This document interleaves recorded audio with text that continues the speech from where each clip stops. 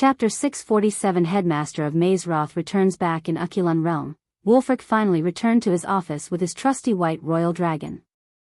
The office was divided into 3 areas. The first area of the office contained the headmaster's portraits as well as cabinets, and tables filled with Wulfric's instruments. There was also a fireplace. The second area contained the headmaster's desk and chair and was surrounded by bookcases. The third area was a small sitting room behind the desk. Wulfric looked tired. Dark circles could be seen around his eyes. When he plunged onto his chair, he sighed, taking a long deep breath. "Master," the white dragon landed on the table filled with parchments and books. Hearing the gentle voice of his dragon, Wulfric let out a tired smile. "What is it?" asked Wulfric, although he looked like he knew what she was going to ask him. "She made her choice. You cannot protect her and her family forever. Eventually, someone will notice you're tampering with the surveillance spell." Any oblivious man could sense the heaviness in the dragon's voice. It had been 20 years since Wulfric started to sneak into the Sky Hall and tamper with the surveillance spell put on Harriet and her family. The tampering with the spell took a toll on him as the spell was cast by several immortal beings. So tampering with them was no easy task. Destiny cannot be meddled with, Hadolf. "I am just merely letting destiny take its course," said Wulfric. His voice sounded calm, wise, and serene as always. "Isn't what you've been doing counts as meddling, master?" asked Hadolf. "I thought like that once, Hadith, and it cost the lives of millions. That was the price I paid to learn about my destiny." Hadolf was surprised to see the pain and grief in Wulfric's eyes. She had been with him for almost 5 centuries.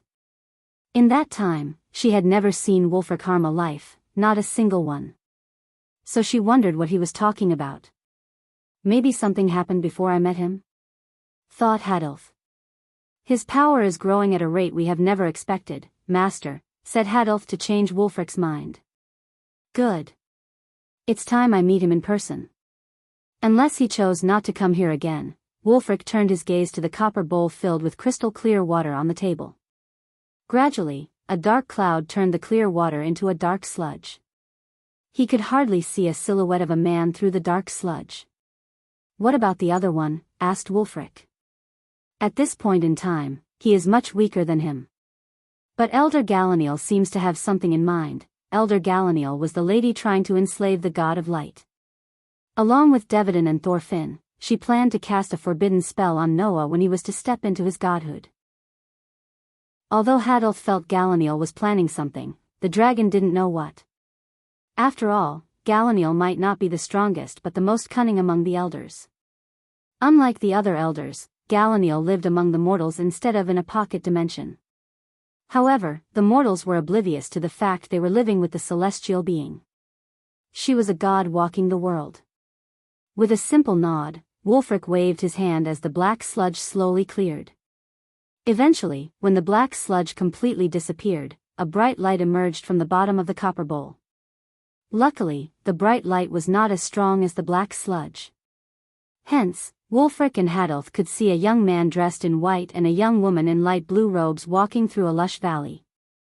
"There is a powerful source of energy in the pocket dimension," said Hadolf. This chapter upload first at Novelbin. Net. If you want to read more chapters, please visit novelnext.com to experience faster update speed. "Any dangers?" asked Wulfric. "Not any they cannot prevail against," answered Hadolf. So they want Noah to grow stronger." Wulfric could sense Thorfinn's energy signature from the pocket dimension. A powerful energy source like the one in the pocket dimension would have at least several immortal beings protecting. But there were no such protectors in the pocket dimension. It was clearly a setup made by Thorfinn for Noah to become stronger. If he could see this, there was no doubt Andreas would do too. "Devdon's handiwork," Wulfric mumbled under his breath, looking at Yasmin Watson.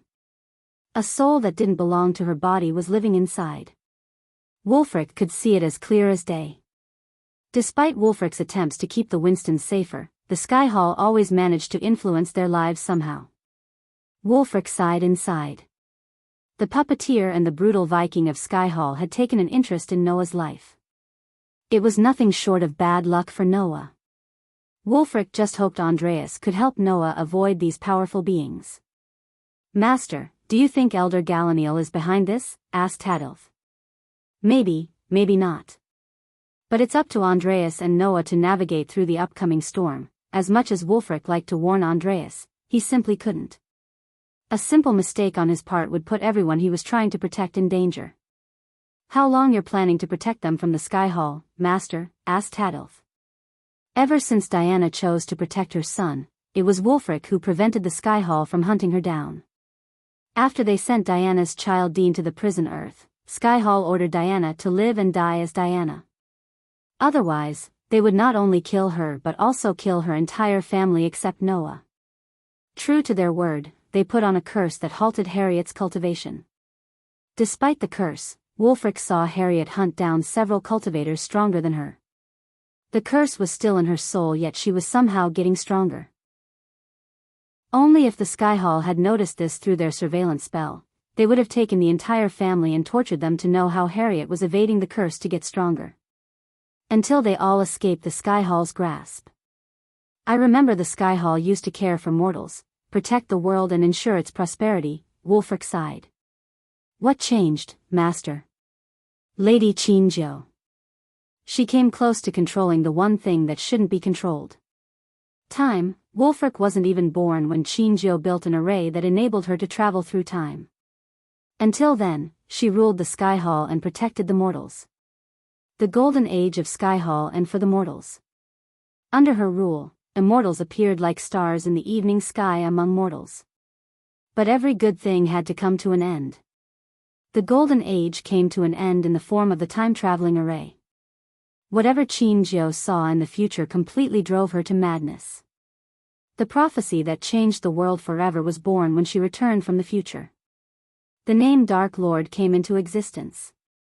"You've never told me what happened to Lady Xianxia's friends?" "The founders of Maze Roth," asked Hadilf. "No one knows. The texts, books, scripts, all talk about Lady Xianxia but not the others. Other than their specialization and they found Maze Roth together, we don't know anything else about the others." When it comes to Lady Xianxia and her friends, Andreas knew more than him. It wouldn't be an understatement to say Andreas was crazy about the founders of Maze Roth. He explored many ancient ruins and almost died several times in the search to uncover more information about Archer Crook, Ingrid Stenham, and Karjan Pavlovich, the founders of Maze Roth as well as Xianxia's best friends. "Master, do you think they are still alive?" This chapter upload first at Novelbin. Net Wulfric was surprised by Hadilf's question. To be honest, he himself wondered the same. Even Sky Hall's secret library had no answer about their status. Many believed Xianxia ascended to Angel's realm while some believed she was injured by the Dark Lord when she traveled to the future and died. However, no one really knew what had really happened to Xianxia. But Wulfric really doubted Xianxia would have let the Sky Hall run amok if she was alive. "They are not here. I know that for sure. If they were here, this world wouldn't have been in such a mess." Hours passed in a blink of an eye. Finally, Wulfric focused on all the parchments on his table. In his pursuit to safeguard his disciple Harriet, he neglected his duties as headmaster of Maze Roth. He read the parchments one by one. After reading a bunch, he learned about everything that had transpired in his absence. "Master, look." While he was reading Kayla Martin's letter, Wulfric heard Hadilf's voice. She came flying to him carrying a golden parchment under her claws. "What is it?" "It's from the Holy Maiden." Wulfric placed the letter on the table and grabbed the parchment in Haldith's hands. The parchment was cold as ice. When he opened the parchment, he saw a request written by Rowena in beautiful handwriting. The handwriting put a smile on Wulfric's face. "Just like her mother. What does it say, Master?" asked Hadilf. She was curious to see what was on the letter after seeing Wulfric smile. "There is a rule in place when a holy maiden reaches the fusion stage. She needs to undergo the curricular of Maze Roth as a student in disguise." Hadilf nodded. "It seems like she doesn't want to come to Maze Roth as a student. So she wants me to reject her admission." "That little demon," Wulfric chuckled. "Can you actually reject the holy maiden, Master?" Hadilf was surprised. "Yes, but I want. This might be a perfect opportunity for Rowena to meet her little brother, since Rowena would come to Mazeroth in disguise and Skyhall didn't know the Dark Lord was actually a student of Mazeroth. Wulfric thought it would be a perfect situation for a family reunion. As a holy maiden, Rowena was required to be proficient in all specializations. So she would be a student in each specialization for a year. It would be hard not to meet the alchemist who beat the hell out of someone from the warrior house. Simply put, she was destined to meet her little brother. Are you planning to do something, Master?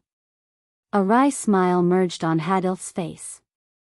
She moved closer to Wulfric with a doubtful look. I have no reason to reject her. I think fate is planning to let her and her brother meet. I am not going to stand in their way, but Master, what if the Skyhall learns the truth about him? Instead of an answer, Wulfric just smiled. The novel will be updated first on this website. Come back and continue reading tomorrow, everyone. Chapter 648, The Vampire Death Squad. A few hours before Duke Avon's death, before going to the outside world, Avon wanted to relax a bit. He made his way to the empty rooms in the corridor. When he twisted the golden knob, he was welcomed by a cozy yet empty room. Except for the antique brown sofa set and the fireplace, the room had nothing. He entered the door, closing the door behind him. Above the fireplace, there was a lamp. He pulled the lamp as the scenery transformed. In a blink of an eye, the cozy room changed into a cozy tavern. As he appeared in the tavern through teleportation, clapping hands, an amazing but unknown sense welcomed him. It was near impossible to see what was outside the tavern through the large, stained glass windows. One thing was sure, suppose anyone stood outside, they would hear a lot of beer glasses clinking. The bartender, who was a man with a handlebar mustache and thick sideburns, was a little preoccupied behind the bar but still managed to welcome Duke Avon with a wink. Duke Avon looked around the tavern in awe. Marble pillars supported the upper floor and the lights attached to them. The walls were loaded with hundreds of memorabilia, all signed and most likely donated by customers. These memorabilia mostly included skulls, heads of various animals, and pelts. For an exclusive vampire tavern, it was completely packed. Several long tables were occupied by happy, excited groups of vampires. Some were dancing on the table, while others cheered them on by clapping and yelling. The other, smaller tables were also occupied by vampires who were probably starting to reach the point of having drunk too much, though nobody seemed to mind. Even most of the stools at the bar were occupied. Avon heard about the tavern from Trista. Supposedly, this was where the vampires get together to blow off steam and do some interesting stuff. These were her words. To be honest, the tavern looked no different than any tavern in Flamefair. Though something about this palace made Avon feel at home, feel comfortable. Perhaps he was with his fellow vampires or just the sweet scent of fresh blood brewed by the bartender. On the outside, the vampires looked no different than mortals. However, some of the vampires automatically drew Avon's attention. One of them was a big burly man with a long beard and mane-like brown hair. He stood at least 7 feet, the tallest one in the tavern. He had a gigantic axe on his back and he was practicing his aim by throwing little axes onto a wall. HRGH, the man acknowledged Avon with a single nod and what sounded like a beastly growl. In stark contrast to the big burly man, a thin short figure with a receded forehead sat in the corner alone. He was feasting on a bloody steak that somehow didn't look like normal meat of any kind. Instead of forks and knives, he was eating them with his hands. Blood and sauces spurted out. Unlike the big burly man, he didn't do anything when he saw Avon. That was for the best, Avon thought, and moved on. Next, he saw a sturdy muscular man sharpening his red dagger. He wore a loose shirt that revealed his hairy yet chiseled chest. His eyes were calm but there was something predatory about his eyes.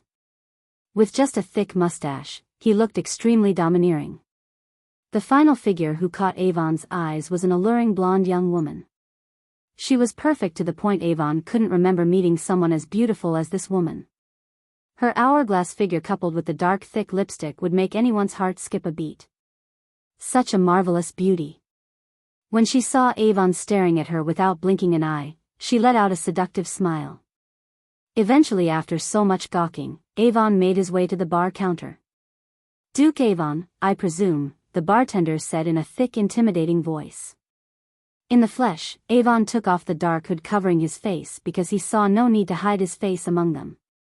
"If I may, don't go with the hard liquor just yet," the bartender pointed at the bubbling red liquid inside a glass barrel. It was blood, not animal blood but pure mortal blood. This chapter upload first at Novelbin.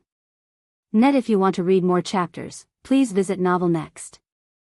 Com to experience faster update speed. I am Donovan, and this, the bartender pulled down a lever, pouring fresh beer into a large mug.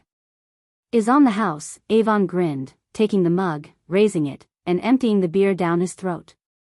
Avon stunned Donovan by emptying the beer in one gulp. "You're not bad for a noble, Duke." Donovan poured a mug of beer himself before pouring another one for Duke Avon. "So how does it feel, to be how do the mortals call us, vampires?" "Pretty powerful," Avon chuckled. Despite it being just beer he drank, he was feeling kinda drunk. The beer was brewed for the vampires and Duke Avon's body still hadn't completed changing yet.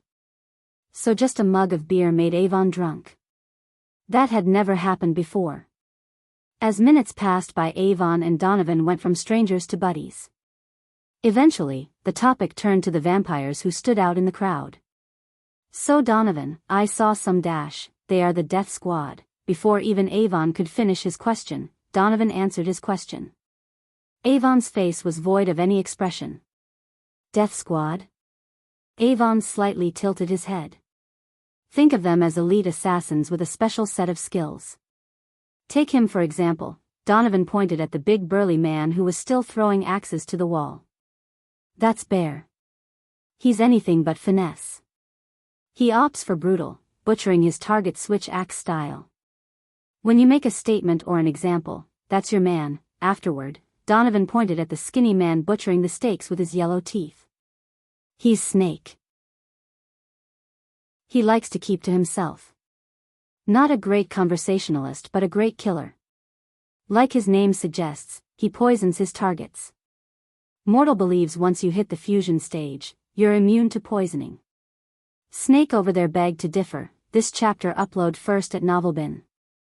Neatest. Donovan mentioned, the people do believe that once a cultivator reaches the fusion stage, they would become immune to all poisons. However, that wasn't entirely true. Although a fusion stage cultivator would be immune to most poisons, there were several poisons that were powerful enough to kill them. They were extremely rare to get as they tend to be here in the vilest and most dangerous places. Avon expected Donovan to describe either the man sharpening his dagger or the angelic woman next. To his surprise, Donovan pointed at a duo of young vampires drinking and laughing at a table a couple of meters away from him. These two did not stand out in the crowd at all. As far as Avon could tell, except for their races, they looked pretty normal. One was a dwarf with all the typical dwarven features such as a long beard, a big pot belly, and messy long hair. The one sitting next to him was a typical elf with striking golden hair and a perfect jaw structure. The dwarf is Grey Wolf and the other is White Wolf. Don't let their looks fool you. When it comes to killing, their abilities are second to none. They specialized in making a high-profile assassination look like a street crime, a dwarf and an elf. Duke Avon looked at them with a surprised look on his face. In this world, the dwarves and elves hated each other for some reason. Their enmity was like a cat and a mouse. They didn't know why they hated each other. Nonetheless, they hated each other to the core. Many knew that if you put a dwarf and an elf in the same room, the odds of murder were pretty significantly higher.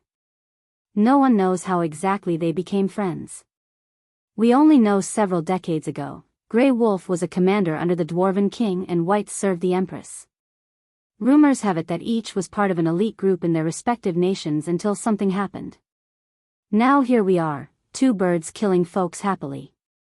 It's almost like a fairy tale, Donovan exclaimed. Finally, Donovan turned his gaze toward the young woman who sat a couple of stools next to Avon. Despite being the prettiest woman in the tavern, no one dared to approach her. That's Spider. She was born to an elven father and a human mother. Hated her elven dad, and loathed her mother and authority. Ran away from home at 14. She spent her next couple of decades under the tutelage of elder Lenora. But that's a story for another time. Spider lures her marks in the most old-fashioned of ways with her beauty. When they least expect it, she unleashes the fury like a woman scorned. She's an expert swordswoman and a nasty bitch with a bow and arrows. There's a rumor going around that she keeps her male victims' nether regions in a trophy case at home. I don't know how true that is, but if it is, that's some shitload of. Donovan just winked without finishing his sentence. He let Avon fill out the last word. If I were you, I would stay as far as possible from her, Donovan said, lowering his voice. Then, he quickly pointed his finger at the man sharpening his dagger. He's called Puma. A hunter-turned-assassin. He's the one you call him when you want to take out a powerful high-profile target silently. Elder Lenora met him one day during one of his hunts and took an interest in him. This is just a rumor, but some say he almost hunted down Elder Lenora, and when his hunt reached the end game, Elder Lenora was impressed by him and turned him and gave him teleportation talismans. Teleportation talismans? Duke Avon took a long sip of his beer. Yeah. There are a lot of complications killing a cultivator where they are strong. So he teleports them to a special hunting ground in the southern continent and hunts them down like rabbits, said Donovan. So how does this death squad work? You go there, pay them and name the target, asked Avon. Hell no. They are not those cheap knockoff reapers. They are the elite killers. See that box over there? Donovan pointed at a wooden box hanging on the wall on the other side. You write the name of the target, why you want them dead, and how you want them dead, and put it in the box. But remember this, you cannot write any name but only those who have committed a crime against our kind or the close ones to our kind. No one knows who takes the box and reads the contents inside. But once you put the name, a pigeon will come carrying the payment receipt.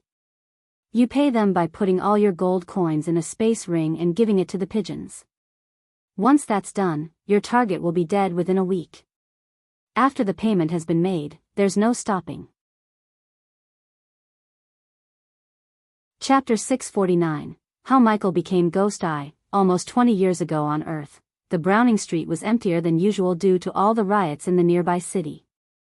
Buildings on the weather side of the Browning Street looked worn out, as though they would collapse any second. It had been a couple of decades since a building got new paint. The paved stone streets were all broken and messed up. As a result, the streets had more puddles than gray stones. Due to the high crime rate in this part of the city, the street was void of any taxis or crowds. Except for a couple of junkies in the dark alley, there was no one. Despite the afternoon time, the Browning Street looked gloomy because of the dark storm clouds above. The lines of buildings on either side were built to put as many people as possible within. Thus, the architecture looked like buildings made of matchboxes, no style, and no class. They were built to reduce the slum population. In one of those buildings, painted with white but now turned gray, a man wearing a fedora looked down the street from the 20th floor. The man was way out of place as he wore a black tuxedo, Oxford shoes, a black tie, and a fedora hat. He was neither too young nor too old, probably mid-30s or early 40s. His stubble beard and hazel eyes gave him a friendly charm to woo any strangers to trust him. He looked at the street below, where an old man was lying in a pool of blood. His arms and legs looked crooked, as his head was mangled by hitting the ground with such force. Another one down, the man wearing the fedora smiled. He took out a notebook from his inner coat pocket and crossed a name off the list with a pencil. After putting the notebook and the pencil inside, he turned around and left the balcony. Silence fell over the Browning Street. Even up to this moment, no one had seen the dead body lying in the street. The junkies hiding in the dark alley were busy snorting white powder. This chapter upload first at Novelbin. Net. If you want to read more chapters, please visit Novel Next. To experience faster update speed eventually, the man climbed down all the 20 stairs to the ground level. He threw one last look at the dead body before disappearing into one of the dark alleys. To an oblivious man, the man fell from his balcony and died. But only a few knew that it was an assassination. The dead man was a CEO of a pharmaceutical company who was living in the Browning Street until he could leave the country. He committed various frauds and pissed off too many powerful people. When these powerful people want a certain someone to disappear, they would call a shadow organization known as the Underworld. It was a glorified name for a society full of criminals, assassins, and drug kingpins. Since the CEO had his own special force people guarding him in what he thought was a safe house, the Underworld put their best to work, Spectre. He was the deadliest assassin in the world. Once someone ends up on Spectre's hit list, no one can save them, not even the most powerful law enforcement. After killing his target, Spectre calmly walked down the dark alleys. He always felt the need to do something else after an assassination. He called this feeling post-murder tension. Normally, he would take a long walk, go to a park or visit some exclusive escorts. "I am getting bored," Spectre stretched his muscles. Not only physically, but he was also mentally exhausted. When he took out his first target, he was 15 years old. It had been 30 years since he entered the assassination business. The spark of killing people once he had slowly dimmed out. But he knew very well that there was no retirement for an assassin like him. There would be always more people who need killing, and the clients always like to work with the best. The Underworld was not a place he could go and sign out his retirement. The second best assassin could always try to end him so they could become the number one. The best way he could come up with was getting a disciple, a murdering protege, or a group of prodigies, train them and let them do his work. That way, Spectre could sit back and enjoy his life a bit. He would be 40 next month, and it would take at least a decade for him to train someone. Unfortunately, there wasn't a place to get prodigies with murdering brains. He wanted someone young, someone who didn't fear the strong, and someone who would be willing to kill without blinking an eye. As he was pondering about his future, he heard a commotion nearby. His ears twitched. Usually, Spectre wouldn't poke his nose into where it doesn't belong. But for some reason, he felt curious. "What the heck?" Spectre shrugged and followed the sound of the commotion. After taking several steps, he reached a corner. He peeked around the corner, standing in the darkness to see a group of men beating the life out of a young kid. The men showed no mercy to the kid. The poor kid looked like he was 10 or 9. He was skin and bones as though he hadn't eaten in weeks. "Little twat asking for more than he deserves. What did we tell you about taking this route, huh?" This chapter upload first at Novelbin. Net. The men yelled at the kid without taking a break from kicking the kid. But despite their beating, the kid didn't cry. Instead, he curled into a ball, covering his face and abdomen as though he was used to getting beaten. "If we see you in this route again, I will choose one of those little bitches and put the product in their bellies. Got it?" A bald, burly man with a body full of tattoos spat on the kid. If Spectre wanted, he could beat the crap out of the three of them in a few minutes. Normally, he would have, because it was a good outlet for post-murder tension. Even if Spectre killed them, no one would bat an eye. Why? Because they all had a black mamba tattooed on their necks. As a dweller of the underworld, Spectre knew every criminal organization there is. This particular gang specialized in drug and weapons trafficking. As far as law enforcement considered, these guys did not exist. They had no passport, no identity card, or any bank accounts in their names. Suppose Spectre killed them, the gang would clear the body and evidence for him because the last thing they would do was seek the help of the police. However, Spectre did not do such a thing. Instead, his focus was on the little kid on the ground. After such a beating, a grown man would cry, let alone a 9-year-old kid. At first, Spectre thought the kid had lost consciousness, but he was proven wrong when the kid uncurled himself, crawled towards a dumpster, and got to his feet using the dumpster as support. His ragged clothes were torn and had countless holes. When he finally got back to his feet, Spectre saw the boy throw out blood due to the beating. "What are you holding in your hands?" Spectre saw the kid holding something inside his shirt. Even when he was getting kicked like a human football, the kid curled into a ball, protecting something. To Spectre's surprise, it was a piece of bread. The kid wiped off the blood running down his mouth and finally stopped throwing out blood. For a moment, Spectre lost his interest in the kid. It looked like a typical orphan stealing bread from the wrong place. Thousands of kids died of hunger each year. There was nothing Spectre could do or nothing he would do. As far as he was concerned, these kids were born to suffer. When he was about to turn and leave, Spectre saw something that made him frown. Instead of running away, the kid went to the doorstep and spat on the door. "One day, I am going to kill every single one of you," the kid spat at their doorsteps. Spectre's mind played a trick on him by creating a dark cloud around the kid for a moment. As a killer, Spectre could tell the difference between a born killer and a temper tantrum-throwing kid. That kid wasn't being angry. He was just giving Spectre a glimpse of the killer hiding within him. When the kid turned around, he saw the predatory eyes of the kid. They were not of an angry kid but a killer's. A true-born killer. What an interesting find, Spectre was amused and slightly excited. Thus, he followed the kid who limped away from the door. Thanks to the dark alleys and way too many dumpsters, Spectre was able to follow the kid without getting detected. Still, the kid surprised him by turning back, looking around to see if anyone was following him. Spectre felt like he was following a tricky little assassin. Eventually, the kid reached what looked like an abandoned manor near a stinky polluted river. The water in the river was as black as tar and smelled like a public toilet and a used diaper with a baby. Near the manor, Spectre noticed several large concrete tubes. Subsequently, several children and a young woman were standing inside the tube. When they saw the limping kid, the children cheered. Kind Heart Orphanage, Spectre read the worn-out board hanging on the manor. He wondered why these children were outside instead of staying inside the manor. Luckily, there were several construction materials between Spectre and the kid.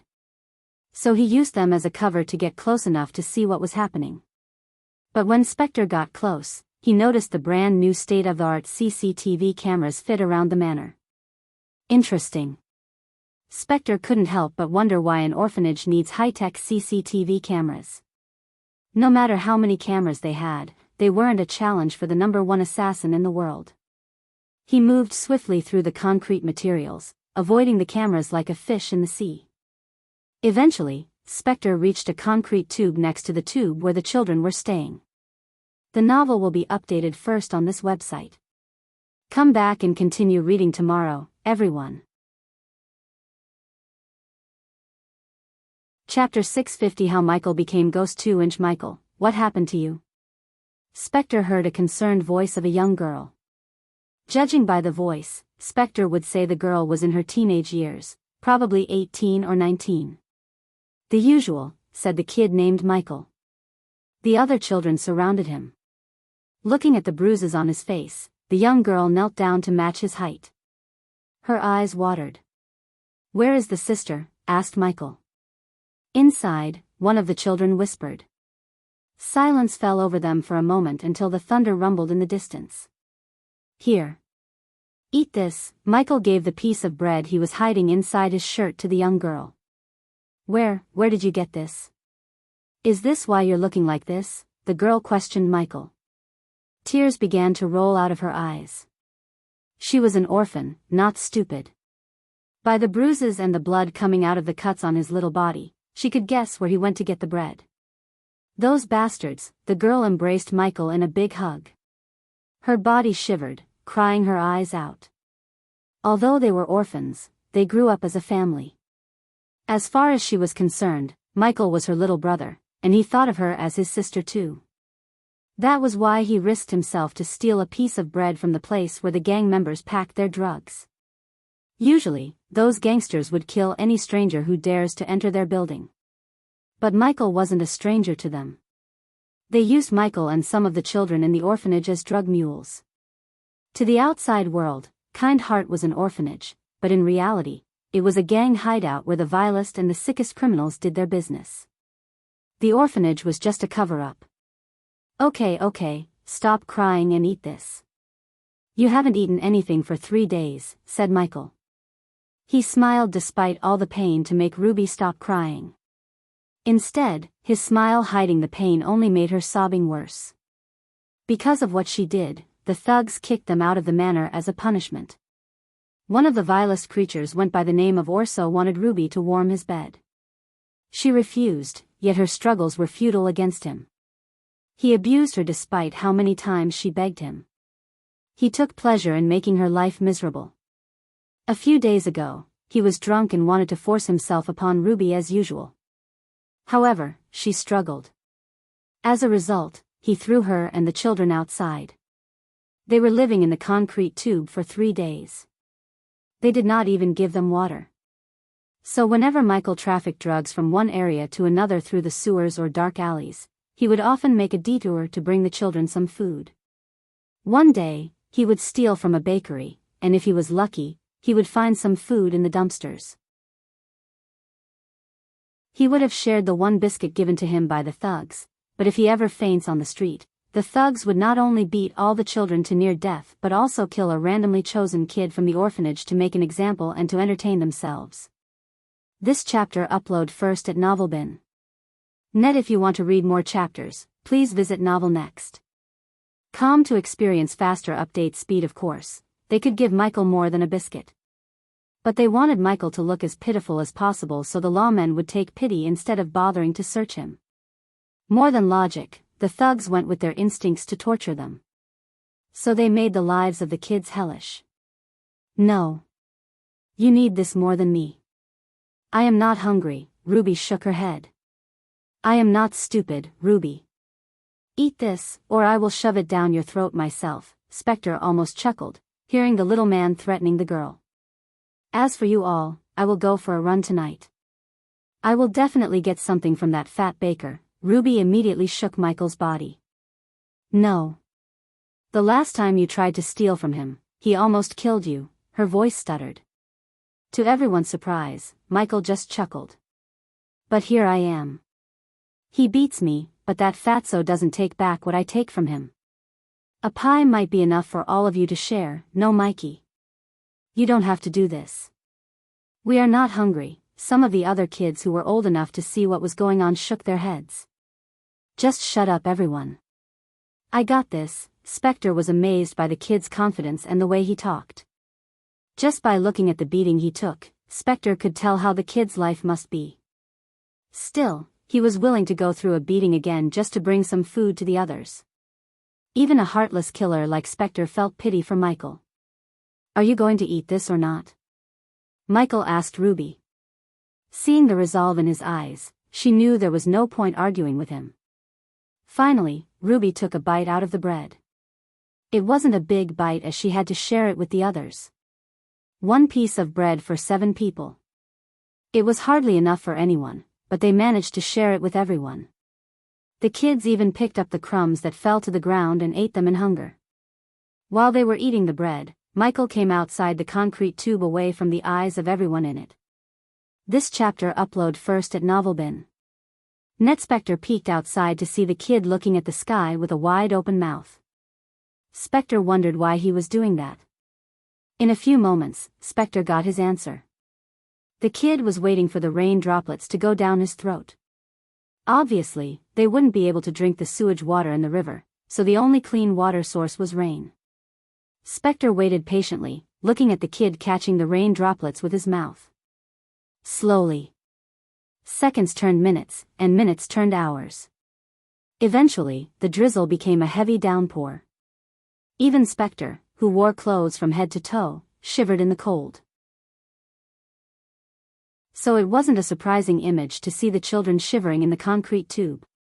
They only had each other to get some body warmth. At this moment, everyone closed their eyes, having dreams and nightmares except 2, Michael and Spectre. The latter's eyes were fixed on Michael.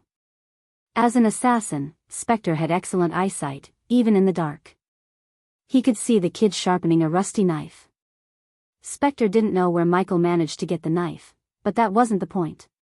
He was more curious why the kid was sharpening the knife this late in the night. What are you up to, kid? Said Spectre. He watched Michael like a hawk. Eventually, he saw Michael crawl out of the concrete tube. He looked at the manor until the last light in a room snuffed out. After darkness completely surrounded the manor, Spectre saw Michael hasting to the manor. Despite the bruises and lack of nutrition, Spectre saw Michael run and parkour over the concrete materials like an expert runner. It was as though the darkness had boosted the kid's power and healed his wounds. Spectre followed Michael, hardly making any noise, and saw Michael climb up the manor as swiftly as a monkey. Standing on the ground, Spectre saw Michael slowly opening a window as quiet as a ninja. That kid is a natural, Spectre's brows arched. Michael even used the thunderclaps to mask his footsteps and movements. It was simply genius.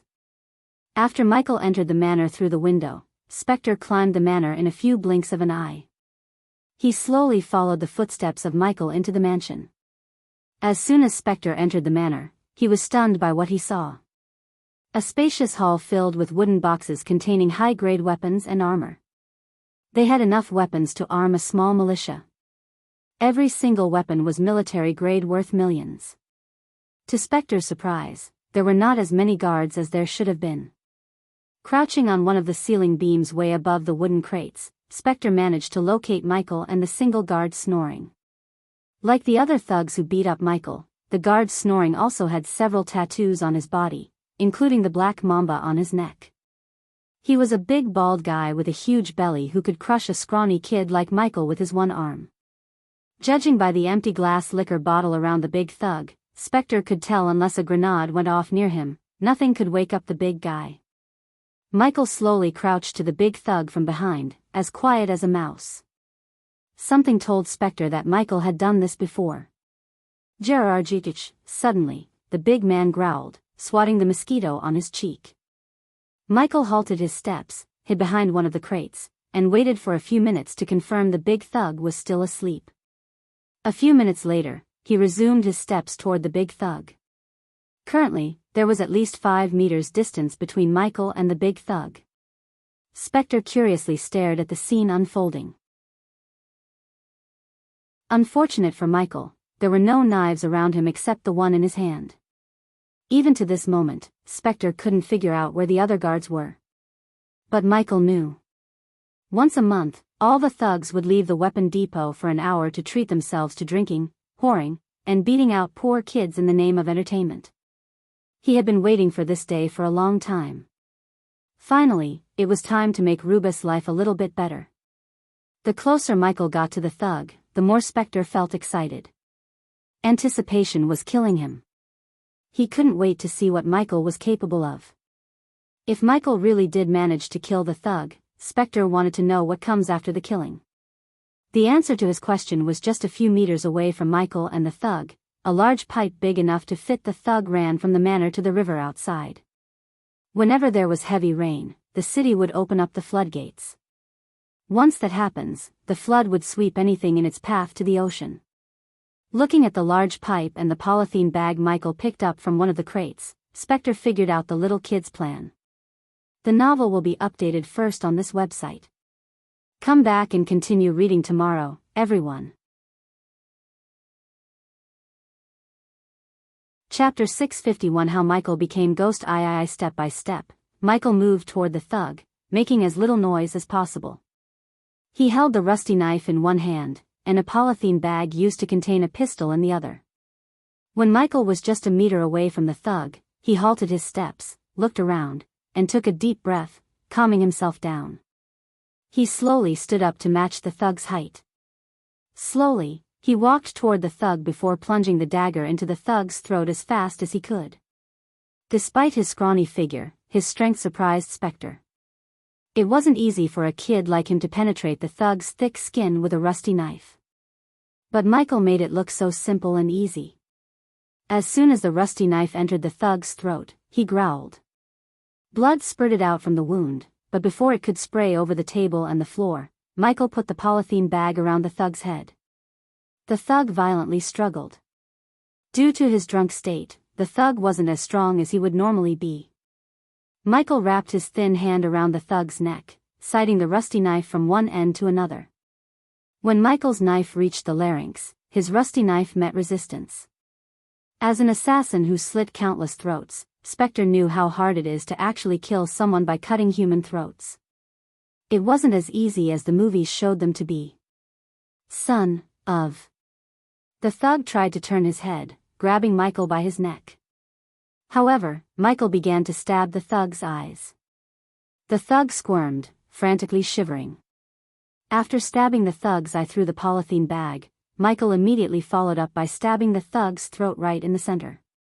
The blood loss, coupled with Michael's surprisingly strong grasp, made the thug slowly lose consciousness. To Spector's surprise, Michael did not stop stabbing the thug. He ensured the thug stood no chance of surviving or fighting back. Thud. Finally, the thug fell to the ground with the chair.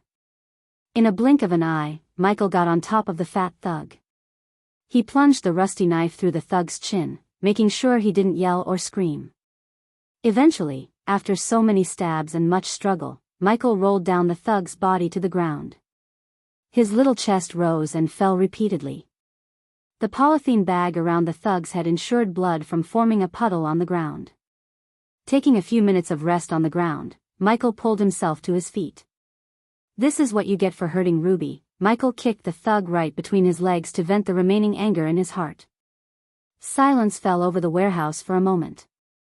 In an utter silence, Spector watched everything with an amused smile on his face. Finally, he had found a proper prodigy to train and impart his skills. He had seen many children of famous killers. They were trained from a little age to become the next generation of killers. But Spector hadn't seen an intense murdering aura from them like he had sensed from Michael. He was a natural-born killer. With the remaining strength, Michael tried to pull the body toward the large hole on the other side of the warehouse.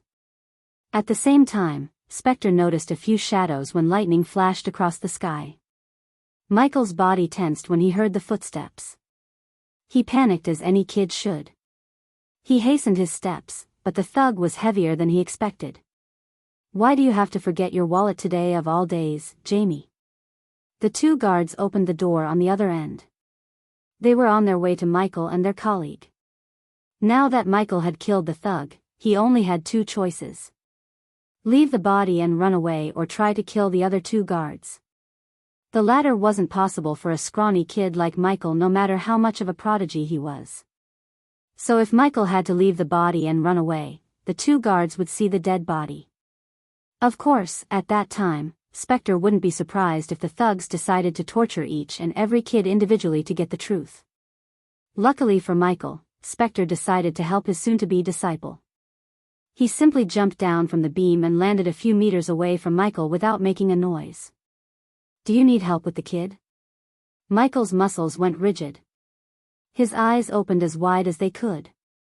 He looked up with utter shock to see Spector walking toward him. Due to the darkness, Michael couldn't see this man's face, but one thing was certain: he didn't belong to this gang, at least he didn't dress like one.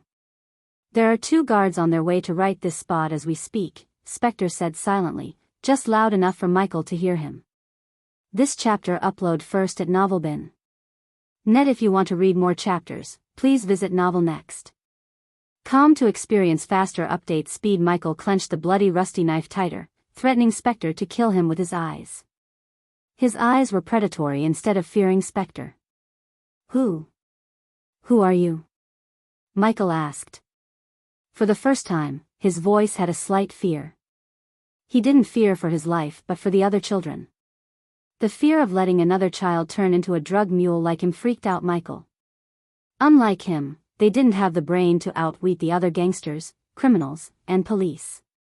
They wouldn't survive a week trafficking drugs and weapons from one end to the other under these vile creatures. "I've seen what you can do, Michael." Michael was taken aback by shock. "How do you know my name?" "You followed me." Michael realized why he felt like he was being followed this afternoon. "I want you to become my student." Michael creased his brows. Despite the fact he had killed a thug in cold blood, he was calm enough to use his brain. "What kind of student? How do you like to become an assassin?" Michael looked at Spector from head to toe. "You mean a hitman?" asked Michael. He was familiar with the term hitmen because he had seen several in the warehouse. He even made some deliveries for them. They were no different from the gangsters but just better at killing people. Potato potato. If you agree, your life will get much better. The way I see it, you have to lose. Spectre looked around for a moment. I have a family, Michael growled. Although being a drug mule wasn't what he wanted, at least he could be with the others in the orphanage and protect Ruby to an extent. That bastard better be here. Spectre and Michael heard the thugs. Their footsteps sounded louder and louder. Time was running out for Michael. Spectre could escape even without killing the two things, but he doubted Michael could. Time is running out, kid. It's either agreeing to be my student or getting caught by the two thugs. If you are lucky, they will kill you, and don't touch the others. You're a smart kid, you can figure out what they would do to them, can't you? Spectre slowly took a step forward. This chapter upload first at Novelbin. Net, I am anything but lucky, Michael mumbled under his breath. He really didn't expect the other two thugs to show up. They should have been out for at least 2 hours. A single variant fucked up his plan. How can I trust you? You can't. But you have no choice either. Tick-tock, little guy, tick-tock, Spectre slowly said. The thugs got closer to the point Michael could see their shadows. Only a few crates stood between him and the two thugs. Promise me you will put the others in a real orphanage, far away from here, and I will do whatever you want. You got yourself a deal. Spectre extended his hand to shake Michael's hand. For a moment, Michael looked confused as the man seemed like wanting to shake his bloody hand.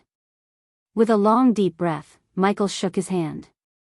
Just like how Spectre recognized Michael as a killer, Michael also had this weird feeling about the man before him. He had been dealing with murderous criminals his whole life, and none of them radiated such an intense killing aura. Michael felt like he had shaken the hands of an ultimate predator. Orso, where the fuck are you? The two thugs finally walked around the crates to see the silhouettes of Michael and Spectre. What the? They panicked. They reached for the gun in the holsters, but Spectre was faster than them. In a blink of an eye, he took out the silenced pistol on his behind and shot them right between the eyes. Their bodies collapsed to the ground with a thud. Spectre's speed freaked out Michael. He didn't even see what just happened clearly. Cool, Michael couldn't help mumbling under his breath. The stranger startled him with his speed. What now? We take the kids and drop them somewhere safer? Michael tilted his head. Remember, you can kill me. But I will become a ghost and haunt you for the rest of your life. When Michael saw the man remain silent, Michael threatened him. To his surprise, the man just chuckled. You don't need to die to become Ghost Kid. From now on, you don't exist. You're coming with me to a place where no one knows you, and you don't know anyone. In return, I will put the others in a much better place, a real orphanage, and put enough money to take care of themselves the rest of their lives. This was the first hardest decision Michael had ever taken in his life. He trusted a stranger to leave everything behind, even the one person he loved the most, Ruby, so they could have a better life. As far as Ruby and the others were concerned, Michael died in an explosion in the warehouse. As a result, the police rounded them up and sent them to a much better place where an anonymous donor made a huge sum of deposits in their names to live a lavish life for the rest of their lives. Even to this date, Ruby visited Michael's grave every month like clockwork and named her first son after Michael. Before Spectre went mad and ordered a hit on an orphanage Michael built, Michael always kept tabs on Ruby and saw her from a distance. Seeing her with a family of her own always made everything he did worth it. Not being able to meet Ruby in person was Michael's only regret on Earth. Chapter 652 Hunting Ghost. Inside the floating castle, Rowena sat inside her room filled with cold mist, meditating. Her eyes twitched when he heard footsteps. Slowly, Rowena opened her eyes to see Bai Ning entering the room. She held a golden parchment in her hand. He didn't reject my application, did he? Asked Rowena. He didn't, holy maiden, said Bai Ning. To her surprise, she saw Rowena sighing. I expected that. Rowena rose to her feet with grace. The mist slowly moved toward Rowena as she was sucking all the mist in the room. How long do I have to study there? Asked Rowena. 1 year for each specialization. 4 years, said Rowena. She did not like to waste her time studying, but she had no choice. As a holy maiden, she needed to be proficient in each specialization. Deep down, Rowena knew studying in Mazeroth was not a waste of time. Just she had never attended any secrets or academies before in her life, so it was going to be a new experience for her. You will start your academics in the House of Alchemists. Here is everything you need, holy maiden. With a flick of her wrist, Bai Ning took out several items including jade green robes from her space ring. Rowena picked up the silver parchment and opened it. Ruby, huh? Did you pick this name? Asked Rowena. Her face was void of any expression that Bai Ning couldn't tell whether she liked the name or not. You have to go to Mazeroth in 3 days, holy maiden, said Bai Ning. Throwing the silver parchment aside, Rowena locked her gaze with Bai Ning. When were you planning to tell me about the vampires, Bai Ning? Asked Rowena. Until Rowena saw the royal news, even she didn't know about the vampires. But she was sure the Sky Hall knew about their existence. It made Rowena wonder why the Sky Hall elders chose not to reveal their existence to her. For a moment, Bai Ning didn't say a word. Silence fell over them. It wasn't a decision made by Bai Ning. Instead, the elders ordered her not to share the vampire's existence with the Holy Maiden. They wanted the Holy Maiden as far as possible from what was happening outside. This chapter upload first at Novelbin. Net. If you want to read more chapters, please visit Novel Next. Com to experience faster update speed. Did the elders tell you not to? Bai Ning's heart skipped a beat. Rowena calmly questioned Bai Ning as though she had read the old woman's mind. Bai Ning's silence was more than enough for Rowena to know the answer to her question. When I ascend to the throne, there will be many changes, Bai Ning. Rowena's words were full of authority and dominance. Although Rowena was chosen to be the Holy Maiden, she would get her full power and authority over the elders only after she ascended to the throne. To take that throne, she needed to reach the immortal stage. Until then, she would only be the Holy Maiden in the name. My father almost died fighting an elder vampire. Did you know that? Rowena questioned the old woman again. The old woman has been with her since she was little. However, lately, she had started to have so many secrets. To be more precise, Bai Ning was ordered to keep things from her. Rowena hated secrecy, especially from people who were close to her. What Rowena hated most was she had to learn what had transpired on the battlefield from Andrews. Until Andrews told her what had happened, she didn't know her father almost died fighting an elder vampire. She may haven't fought one yet, but she heard how powerful an elder vampire could be. You've been keeping so many secrets lately, Bai Ning. Rowena's eyes turned predatory. The cold emanated from her body, creating a thin crystal layer on Bai Ning.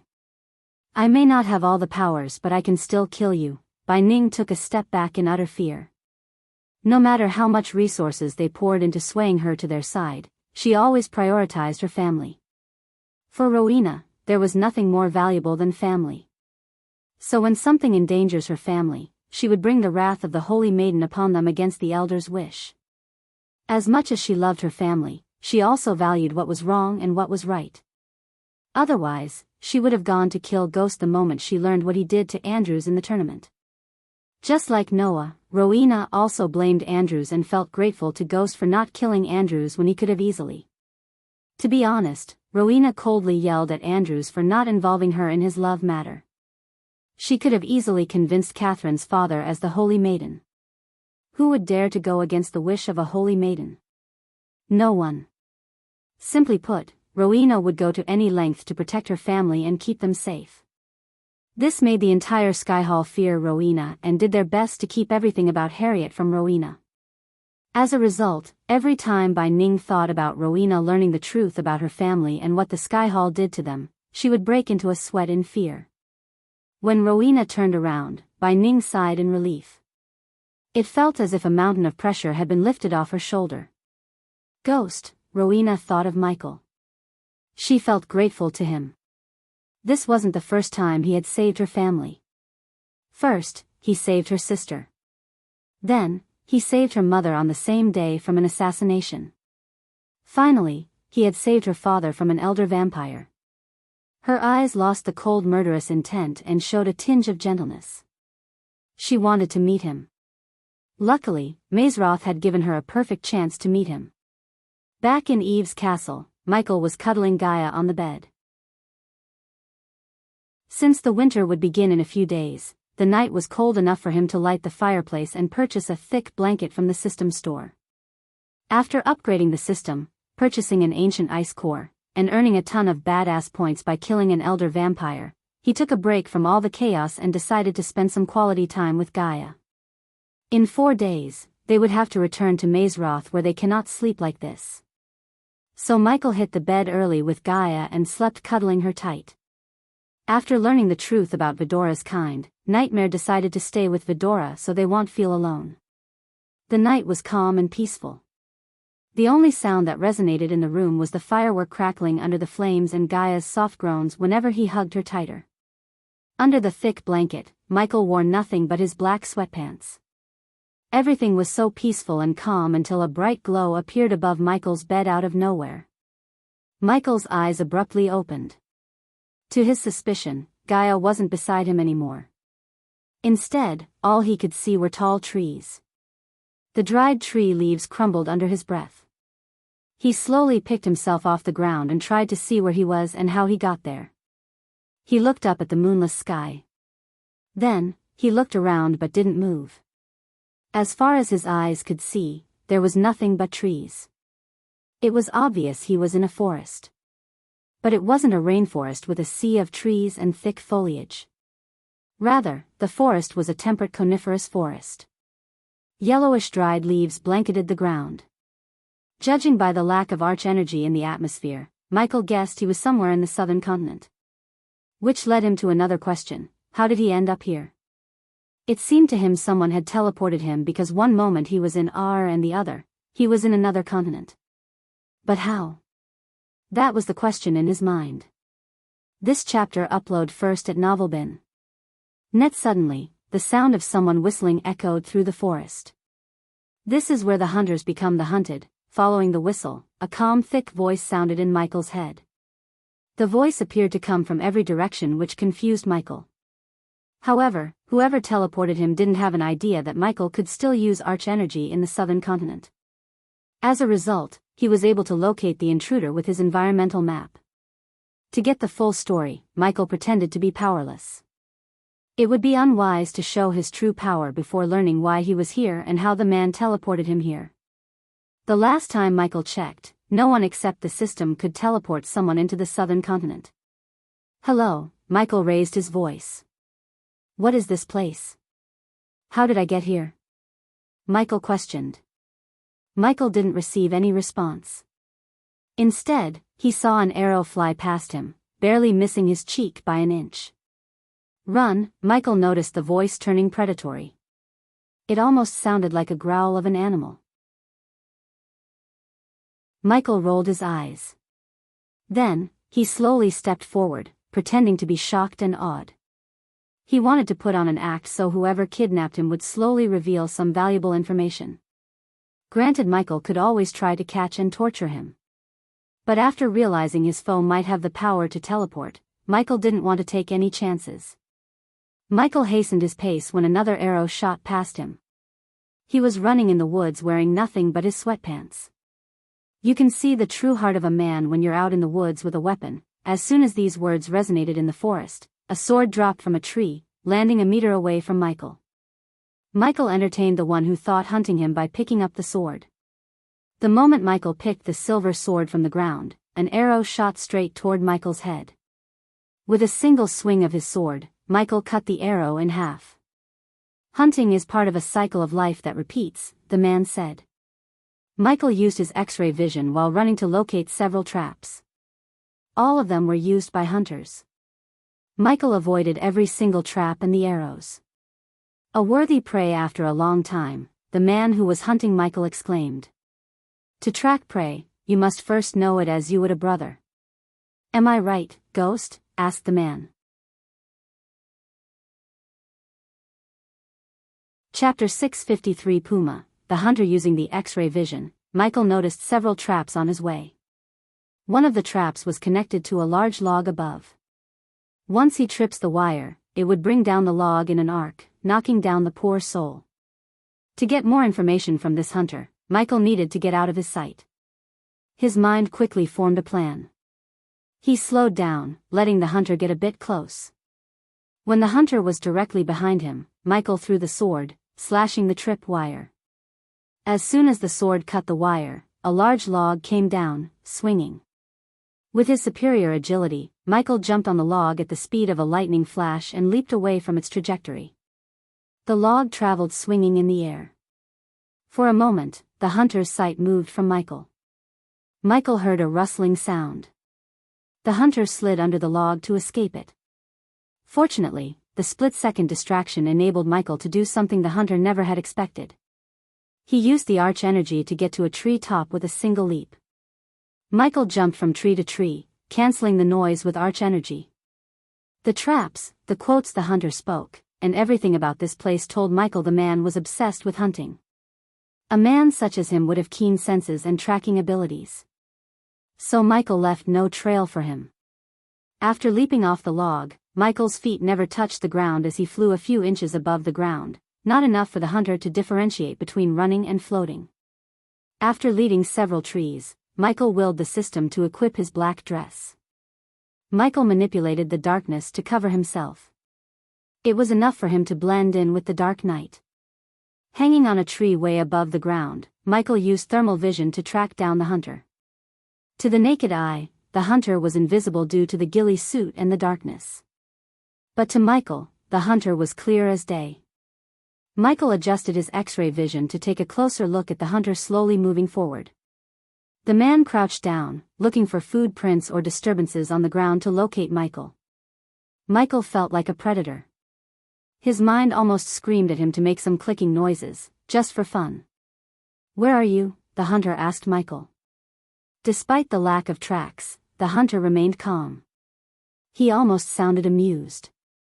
The hunter eventually looked up to see if Michael was up in the trees. "I can hear your heartbeat, Ghost." To Michael's astonishment, an arrow soared through the hair, hitting the tree just missing his face by a couple of inches. If it wasn't for Michael's superior reflex, the arrow would have penetrated his head right away. Michael immediately leaped onto another tree and yet again, the hunter hit the tree with an arrow as fast as Michael's leap. "Hear my heartbeat, huh?" Michael smirked. "I gotta give it to you, Ghost, you are a damn good climber," the hunter said. There was a bit of admiration in his voice. "Thank you. I would shake your hands, but..." Michael's words were abruptly cut short when an arrow hit the bark beside him. "I will shake your hands." The hunter paused for a moment. "After I cut your hand out of your body, is that so?" Michael said, rapidly leaping from one tree to another.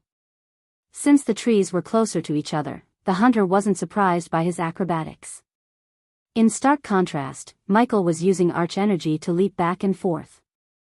To disorient the hunter once again, Michael ordered the system to form a shield around himself, preventing the hunter from hearing his heartbeat. The hunter's arrows finally stopped hitting the trees. He looked around, frowning behind his suit made of dark leaves. This chapter upload first at Novelbin. Net. If you want to read more chapters, please visit Novel Next. Com. To experience faster update speed. While the hunter was searching for Michael, he took out a dagger and cut his palm. As soon as Michael's blood gushed out of his palm, the hunter fired an arrow precisely at the point where Michael touched the tree with his bloody palm. Michael heard the hunter take a long whiff as though he was smelling the blood. Darkness, hearing heartbeats, and smelling blood. He's a vampire. Michael connected the dots and learned the hunter's origins. There was no doubt in his mind. To be more sure, Michael decided to see if the hunter has a regenerative ability. The APD healed the cut on his palm. When the blood disappeared from his hand, Michael leaped from tree to tree. In a few moments, he closed the gap between them and appeared right on top of the hunter. Michael dropped from the tree, landing a few inches behind the hunter. Immediately, Michael slashed the dagger left and right, cutting the hunter's back. Caught off guard, the hunter roared. Blood spurted out from the hunter's cuts. Michael pulled out the camouflage on his body. As expected, Michael saw the wound closing up. With a speed beyond mortal limits, the hunter turned around, swinging the longbow in his hand. Michael quickly leaped back. "You're a vampire," said Michael. The man before him was tall, muscular with broad shoulders, and had a thick mustache.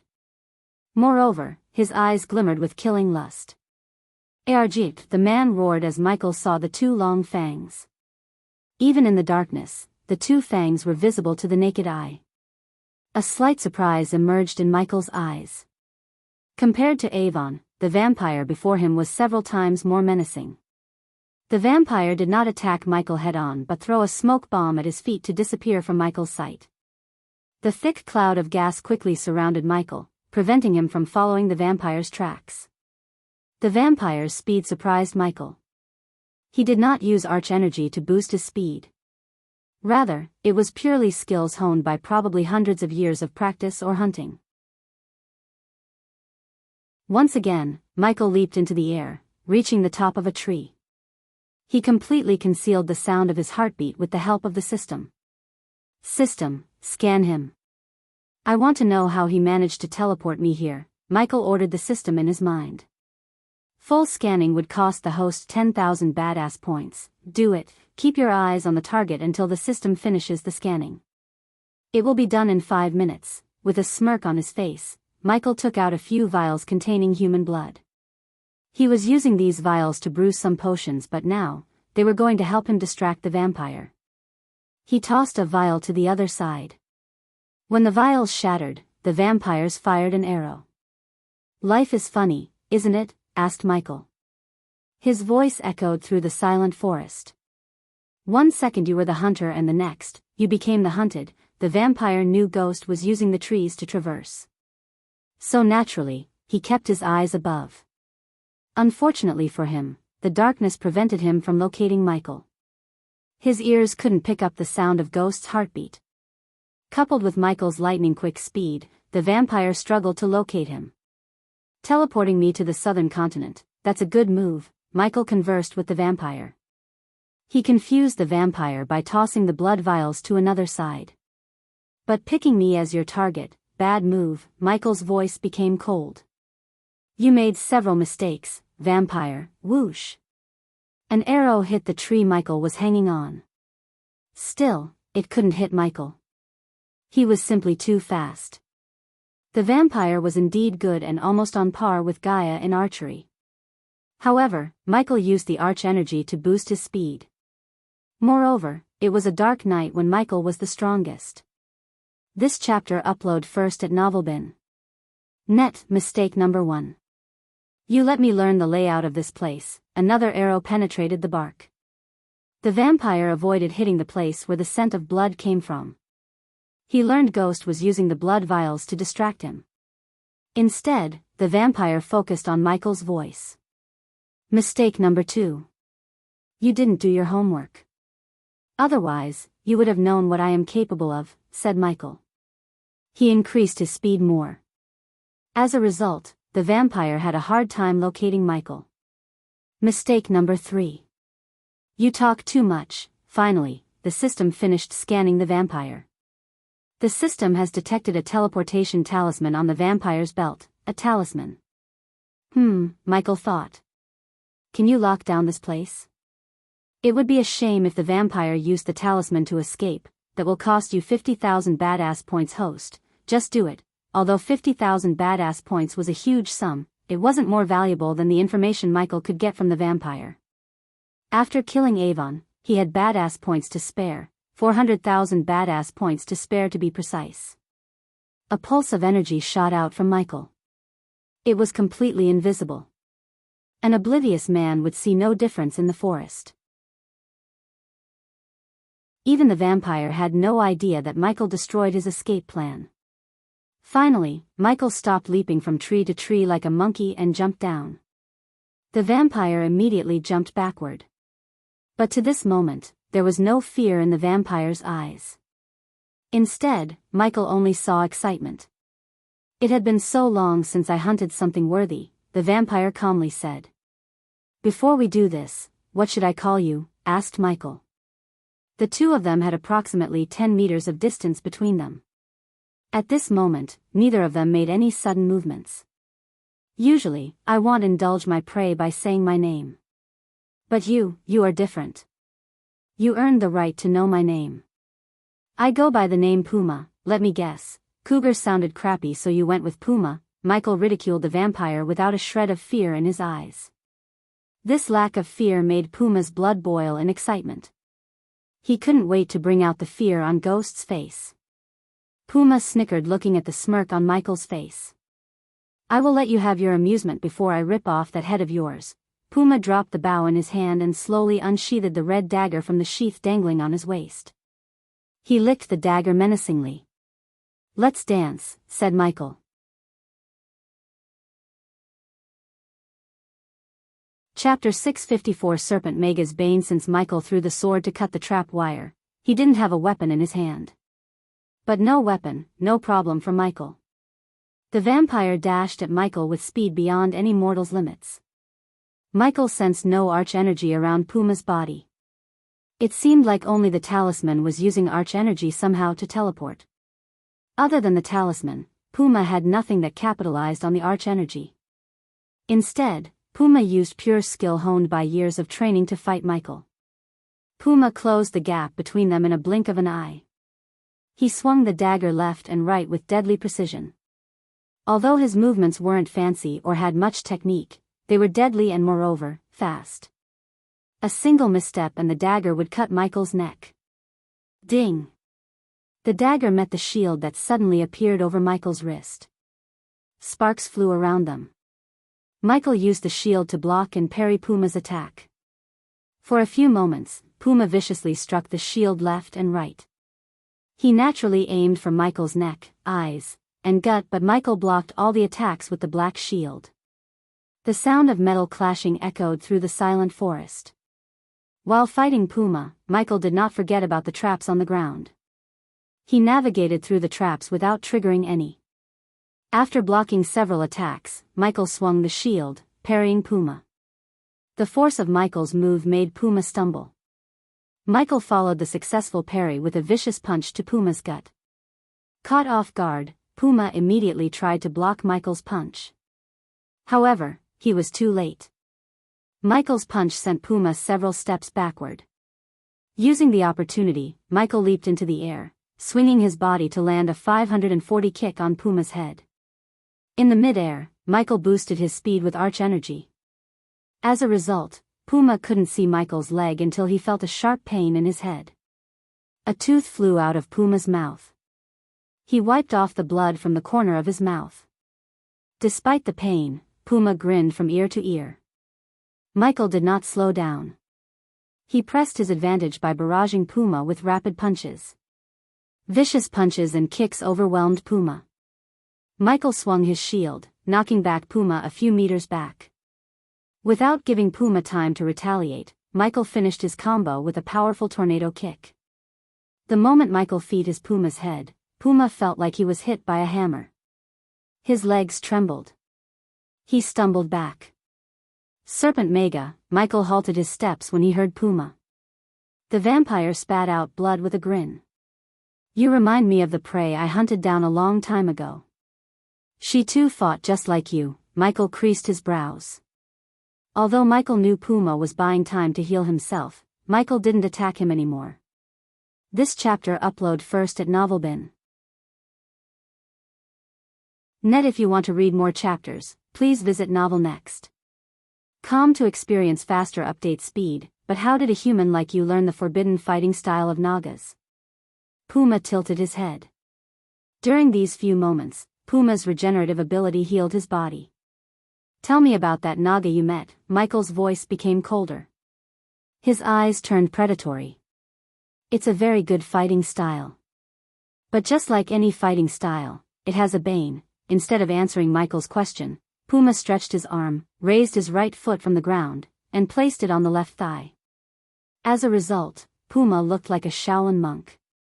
Puma didn't wait for Michael to make a move. Rather, he dashed at Michael. Michael swung his fist, but Puma blocked his punch, countering Michael with a powerful sidekick to Michael's ribs. Michael's abdomen felt numb. Still, he didn't lose his balance. Michael retaliated with vicious rapid punches. To his shock, Puma blocked every single punch as though he had anticipated the punches. Puma counterattacked Michael with rapid kicks and punches. Thanks to the APD, Michael's organs got healed in no time. Otherwise, he would have puked blood. In a few blinks of an eye, Puma landed 50 or so punches and kicks on Michael. The worst thing was Michael couldn't anticipate Puma's attacks. Just as Puma said, his Serpent Mega finally met its bane. Even though Michael practiced and made changes to the Serpent Mega to the point he reached 98% mastery, it was still a fighting style created by Naga in this world. Thus, it wasn't a unique undefeatable fighting style. Puma leaped into the air suddenly. He swung his body mid-air and shot toward Michael like an arrow. Michael's instinct screamed at him as he raised the shield to block Puma's attack. Surprisingly, Puma leaped over Michael's shoulder, changing his trajectory. He swiftly landed behind Michael. Puma was fast to the point even Michael didn't react in time. The vampire swung his dagger, cutting Michael in the back. Blood spurted out. "You're not giving your full focus to me, Ghost," Puma said after leaping away from Michael. He was right. Michael couldn't completely focus on the fight. His mind wondered who the Naga was. Was he talking about Gaia's mother? Michael couldn't help asking himself this question. This time, Puma was surprised to see the wound closing up on Ghost's back. This chapter upload first at Novelbin. Net, huh? Puma was confused. Ghost was not a vampire. Then how could his body heal without a healing potion?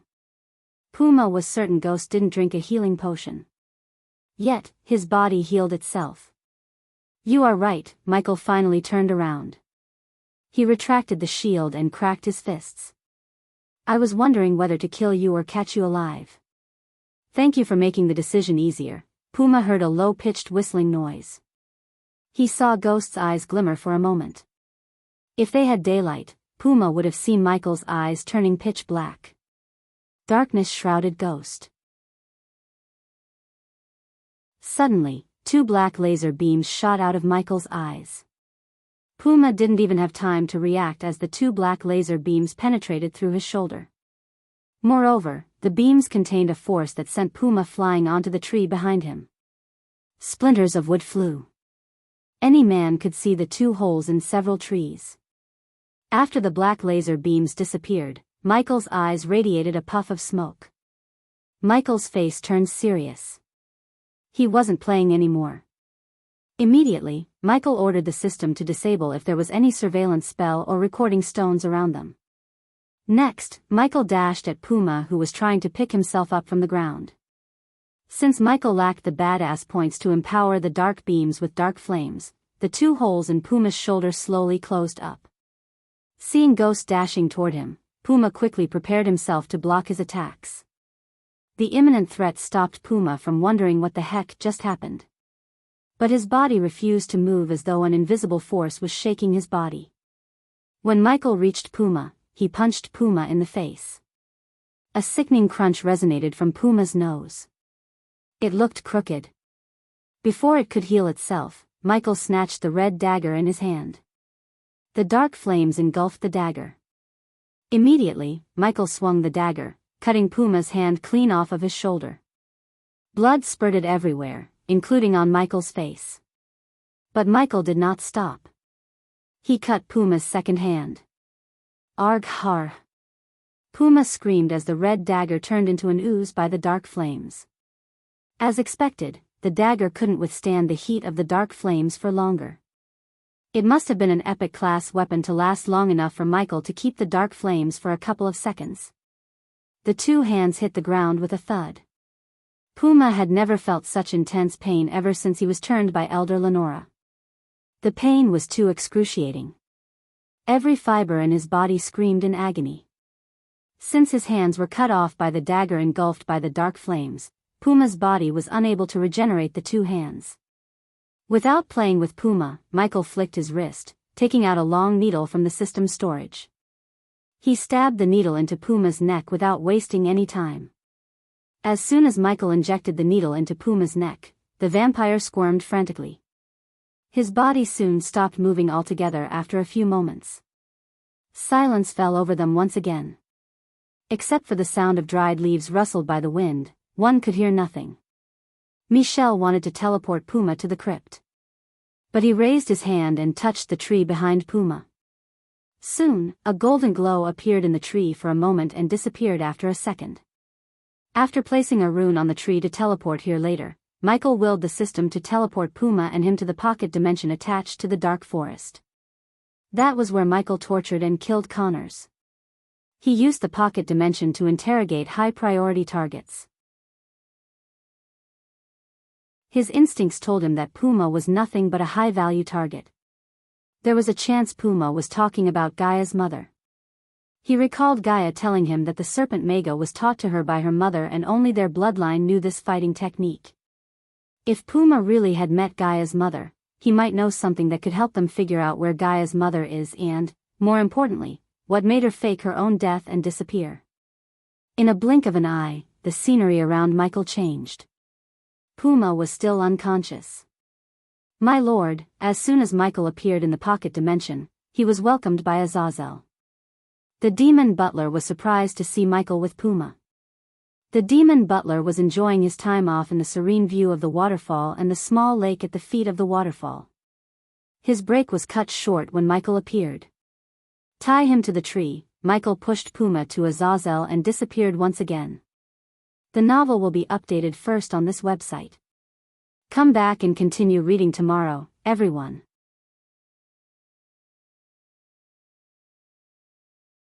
Chapter 655 Uncovering the Truth About Gaia's Mother. After Azazel tied up Puma against the lone apple tree in the pocket dimension, Michael appeared before him with a potion.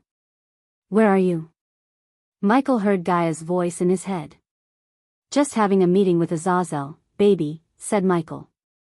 He created a dome around him so Puma wouldn't hear him. Initially, Michael thought about informing Gaia.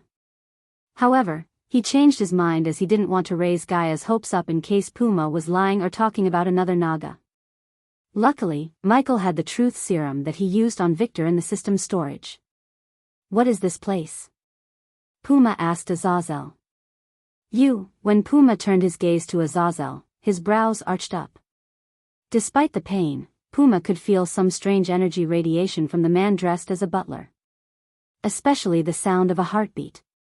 He had lived as a vampire for almost 100 years, but he had never heard such an abnormal heartbeat. What are you? Puma's fangs grew out. He tried to regenerate his arms, but something prevented his ability to regenerate. Furthermore, Puma wondered how Ghost used arch energy inside the void line. Unless Ghost was a vampire, there was no chance he could have used a spell. But Ghost was no vampire. He saw him walk in the sunlight without wearing any dark cloaks to cover his face. You're probably wondering whether I am a vampire or not, right? Puma heard Ghost's voice. As though Ghost had read his mind, he asked the same question Puma asked himself. I am not a vampire, Ghost answered. There was a peculiar calmness to his voice. But I am something much more. The dark night somehow turned darker when Ghost uttered these words. Puma looked around to see something that could help him locate where he was. Several questions appeared in his mind. You kind has been bothering me for some time. Look, I killed one when he attacked me first. Then, Duke Avon, he stole something that belonged to me. In these two scenarios, your kind crossed my path. I didn't do shit to you people. Michael walked around the tree with his hand behind his back. Now see, I was back on R, sleeping with my girl. I don't spend enough time with her, but does she complain? No. Michael stopped, facing Puma in his eyes. Michi placed his hand on Puma's shoulder, so whenever she asks me something, I go to hell and heaven to get that for her. Luckily for you, you have something she wants. Puma growled like a wounded animal. However, continued to converse with Puma. Tell me about the Naga you mentioned earlier. In return, I will let you go and meet your boss for a peace talk, said Michael. Honestly, Michael had no intention of letting Puma go. However, if the vampires were up for it, he could go for a peace talk. The Dark Lord could hunt down the bloodsuckers while Ghost could be at peace with them. After all, the Dark Lord had too many enemies and his order was still not at the place to fight them all. To Michael's surprise, Puma began to laugh. You think I am stupid, human? You used arch-energy within the void line. You brought me here, which is definitely something you keep hidden from the rest of the world.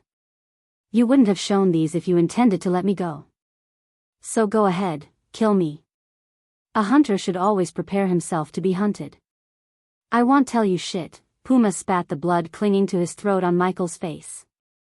I wish you hadn't done that. As soon as Michael said these words, he stabbed Puma's neck with the needle in his hand. He slowly injected the truth serum into his bloodstream. The only downside of using it was that Puma would die in an hour. Azazel stood beside him, looking at Puma growl. He wondered what the vampire knew for his master to bring him here in his ghost persona. Besides, Azazel noticed the cold killing intent in his eyes. As Puma said, Azazel also knew Ghost has no intention of letting him go. But it was a pity that Puma took the hard way. Otherwise, he wouldn't have earned a quick painless death from his master. Silence fell over them. Except for Puma's groan, they heard nothing.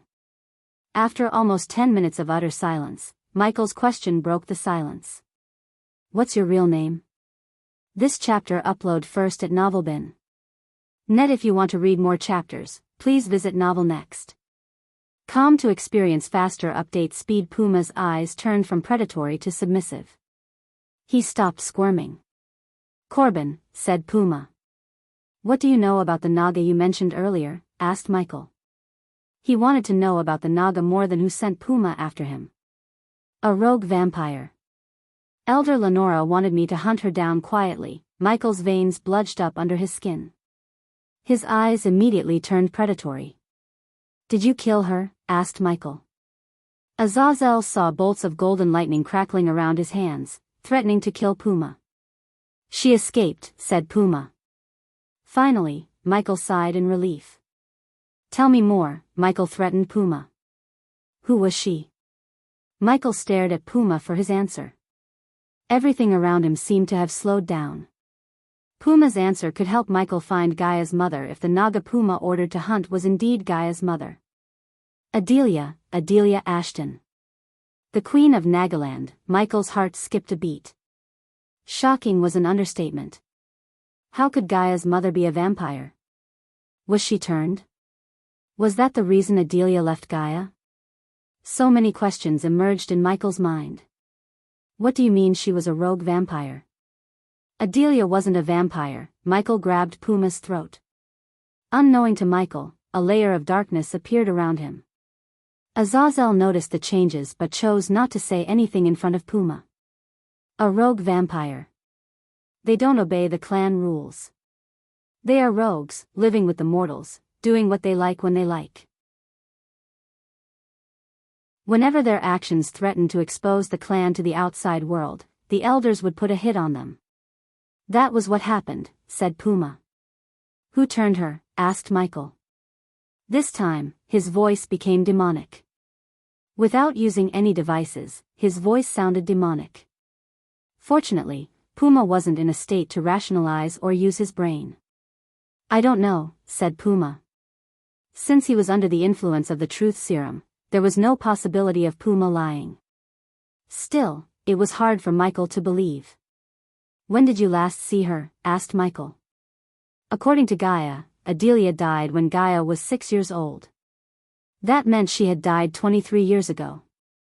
Although Michael didn't believe Adelia really died, a solid proof of life could prove that Adelia was alive and sometimes help them find Adelia. Tell me exactly when you tried to hunt her? Asked Michael. 22 years ago. Michael loosened his grip on Puma's throat. His legs automatically took a few steps back. She faked her death. Adelia didn't die that day, Michael mumbled under his breath. My lord, if I may, Azazel asked. Since he noticed Michael was in shock, Azazel wanted to give his master a break and continue the interrogation himself. Go on, Michael nodded. He needed to inform Gaia. He didn't know how she was going to react. Nonetheless, she needed to know the truth about her mother. Do you know where she is now? Asked Azazel. This chapter upload first at Novelbin. Net, no, said Puma. If you want to find her again, where do you look, and who do you question? Asked Azazel. ID start with Elder Lenora. She put the hit on her. So if anyone knows something, it's Elder Lenora. Michael recalled seeing the elders in the surveillance room in the dark forest. When he visited the castle of vampires, he bugged the entire castle. So he knew every single elder vampire. If his memory served him right, Lenora was the red-haired vampire. Now that Michael thought about everything, he had never seen Puma in the castle.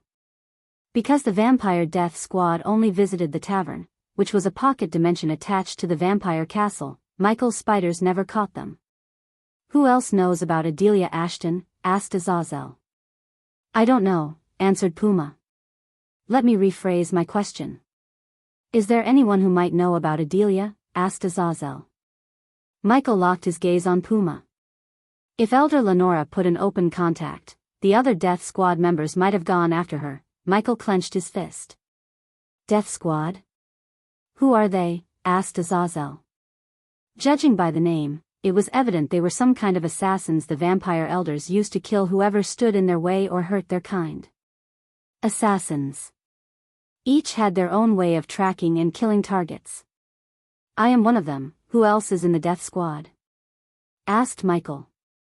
Bear, Spider, Snake, Grey Wolf, and White Wolf. Michael inquired about each and everyone from Puma. If Michael didn't have the system, he would have been dead right now. Puma was not at all an easy foe to go against. In fact, with the teleportation talisman, Puma could hunt almost anyone in the world. If the others were anything like Puma, Adelia would have been in real trouble. No wonder she faked her own death, thought Michael. It was time to bring Gaia to meet Puma. But before he teleported back to R, Michael forced the blood tonic down Puma's throat. In case Puma used some tactic to escape this place, Michael could kill him with a snap of his finger.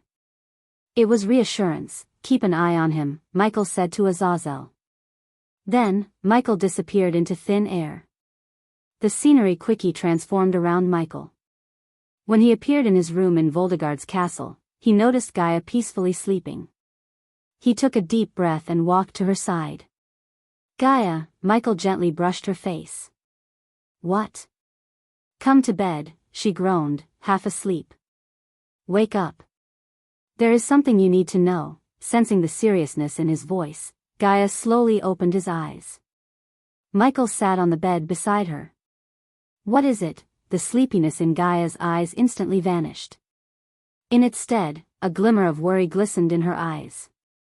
I caught someone who met you, Mother.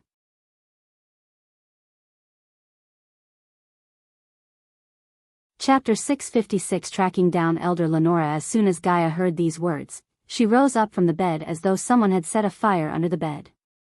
Her eyes watered. Where? Let me see him. Gaia jumped off the bed. She didn't even put on her usual robes. Instead, she was ready to leave the room with the red pajamas Michael bought her from the system store. With a simple nod, Michael willed the system to teleport them both to the pocket dimension attached to the dark forest abyss.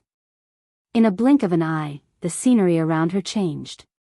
When she appeared in the pocket dimension, she saw Azazel standing beside the apple tree. There was someone with no hands shackled to the tree. Just as she was about to rush toward the vampire, Michael grabbed her hand. Remember, you are Elia, Michael whispered into her ears. She hasted toward the vampire. What do you know about Adelia Ashton?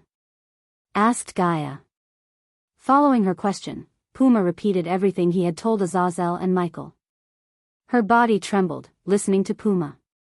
It was evident to Michael that she was feeling a strong urge to kill Puma. Azazel saw her eyes glimmering with shock and anger. After hearing everything from Puma, she stumbled back. Michael quickly caught her and wrapped his arm around her. Tell me, how do I meet Lenora? Her eyes turned predatory. For a moment, her human eyes transformed into the eyes of a cobra. She hissed at Puma. If you kill a Death Squad assassin and take the head to the Lonely Wyvern Tavern on the outskirts of Kingdom Maven. She will come to meet you, said Puma. But to Michael, it sounded so simple. There was no way a powerful elder vampire like Lenora would come meet him without any backup or intention to kill. Besides, it didn't make any sense. Why would anyone ask where I can meet the one who sent you to kill me, or why would anyone go to that tavern? Michael thought after killing Puma, Lenora would track him down somehow or send another death squad member. Unknowing to Michael, not making sense was one of Lenora's traits. She liked to play mind games with her foes and with her own kind. Defying logic and sense was the way she survived as an elder vampire for so long. But Michael wasn't wrong either. After killing Puma, whether or not he travels to the Lonely Wyvern Tavern, she would track him down. The tavern was there to attract daredevils such as Michael. In a way, Lenora's plan worked because Michael had already made up his mind to visit this tavern. Pulch. Blood spurted out suddenly as Michael and Azazel saw Puma's head flying in the air. They turned their gazes at Gaia to see a bloody silver sword in her hand. I am going to meet her and find my mother. I shouldn't have stopped trying, she clenched her fist. You're not. I am, said Michael. What? Gaia looked him in the eyes. I said you are not going to meet Lenora. I am. Puma was after me. So it'll only make sense if I go to meet her. This chapter upload first at Novelbin. Net. If you want to read more chapters, please visit Novel Next. Calm to experience faster update speed as Michael expected, Gaia shook her head. No. I am not putting you in danger so I can find my mother. You are both important to me. Gaia was firm in her decision, and she would fight for it. Michael could see it in her eyes. Honestly, Michael didn't think she was making a decision with overwhelming emotions like anger or sadness. Anyone would do the same in her shoes. After all, Adelia was just a person to Michael, but to Gaia, Adelia was her mother. How could Gaia remain still after learning her mother was turned into a vampire and being hunted by powerful beings? What do you think will happen? You waltz in there, and they will tell you everything you want to know. I will make them, Gaia growled. Killing intent soared through the roof in her eyes. No, you can't, Michael bluntly said. Think about it. Why does Lenora meet the one who kills her elite puppies? The one who killed her elite was better. So she will most probably turn you, or if you resist, kill you. Michael, who lived 2 lives, knew how people like Lenora would think. If he were a vampire and found a powerful being like Gaia, he would turn her too. The more powerful people in the clan, the safer and the better they were. Don't make me fight you, Michael, said Gaia, taking a few steps back. I won't let them turn you. If the price for knowing what happened to my mother is turning into a vampire, I will do that in a heartbeat. But I won't let them put a finger on you. Listen, Michael's voice became stern. I am not telling you not to go. I am telling you not to go alone. I have a way to get everything we want without turning into vampires or dying. Michael stepped closer. Soon, the Dark Lord's armor covered his body along with the dark shroud. After turning into the Dark Lord, the area around them grew darker. How? Asked Gaia. Until now, his plans never failed. Although she didn't want Michael's ghost persona to get tangled with the vampires any more than he already had, she saw no harm in listening to his plan. With his help, she could find his mother faster. What's the vampire's biggest weakness? The sunlight. Let's give them something that could fix this weakness. They will have no choice but to reveal everything in exchange for this fix, said Michael. The current level of the system was unable to create a formula to cure vampirism. However, it was enough to give Michael a potion to protect the vampires from sunlight for a couple of hours. Of course, Michael could enhance the potion and make the effects last longer, but it was enough for the vampires. System, give me that formula. His 400,000 badass points were reduced by half after the order to the system. Eventually, the system engraved the formula into his mind. Fortunately, he had all the ingredients he needed to brew this potion in his personal herbal garden in the Sunrise Sect. This chapter upload first at Novelbin. Net. I have the cure. This way will work, trust me, said Michael. He took a step forward and grabbed her shoulders. You trust me, right? I won't let anything happen to your mother. She is family. Michael squeezed Gaia's shoulder. Her eyes welled up hearing his words. Strangely, she felt reassured when he heard him. The next few hours were spent on teleporting to the Sunrise sect, collecting the herbs and brewing the potions. Afterward, Michael ordered Azazel to hide a crate full of potions in the dark forest. He only took one potion with him as a proof. Considering there was no better time than the present, Michael immediately teleported to Giselle and then flew to Maven as the Dark Lord. When he reached the outskirts of Maven, he landed in the woods and walked out of it as Ghost and Elia. The Lonely Wyvern Tavern was built along a lonely man-made path. As far as eyes could see, there was no building or any signs of life. It took Michael some time to finally locate the tavern. From the outside, it looked dark, disturbing and ugly. Small stones and thick, hardwood logs made up most of the building's outer structure. It was hard to see through the small, stained glass windows, but the coldness from within could be felt outside. This is depressing, said Michael. No doubt the vampires hang out in this place. Judging by the tall trees around them, it would be hard for the sunlight to peek through even in the middle of the day. As Michael and Gaia entered the tavern through the old, metal door, they were welcomed by the smell of alcohol and aromas of what's probably food, hopefully. The bartender was neither old nor young but looked like a villain out of a children's book.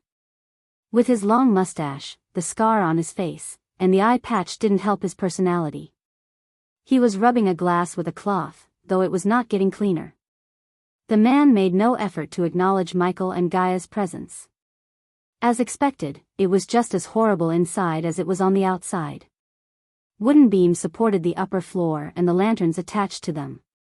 The walls were decorated with mounted animal heads and small animals, though most had become worn and broken, giving the place an even creepier feel. The tavern itself was almost completely abandoned. The few people inside didn't seem like a welcoming bunch. Whoever they were, staying as far as possible from them was better. They were all dressed in creepy black hoods and smelled like blood. Now that Michael recalled, he did hear something about the tavern from Heinberg.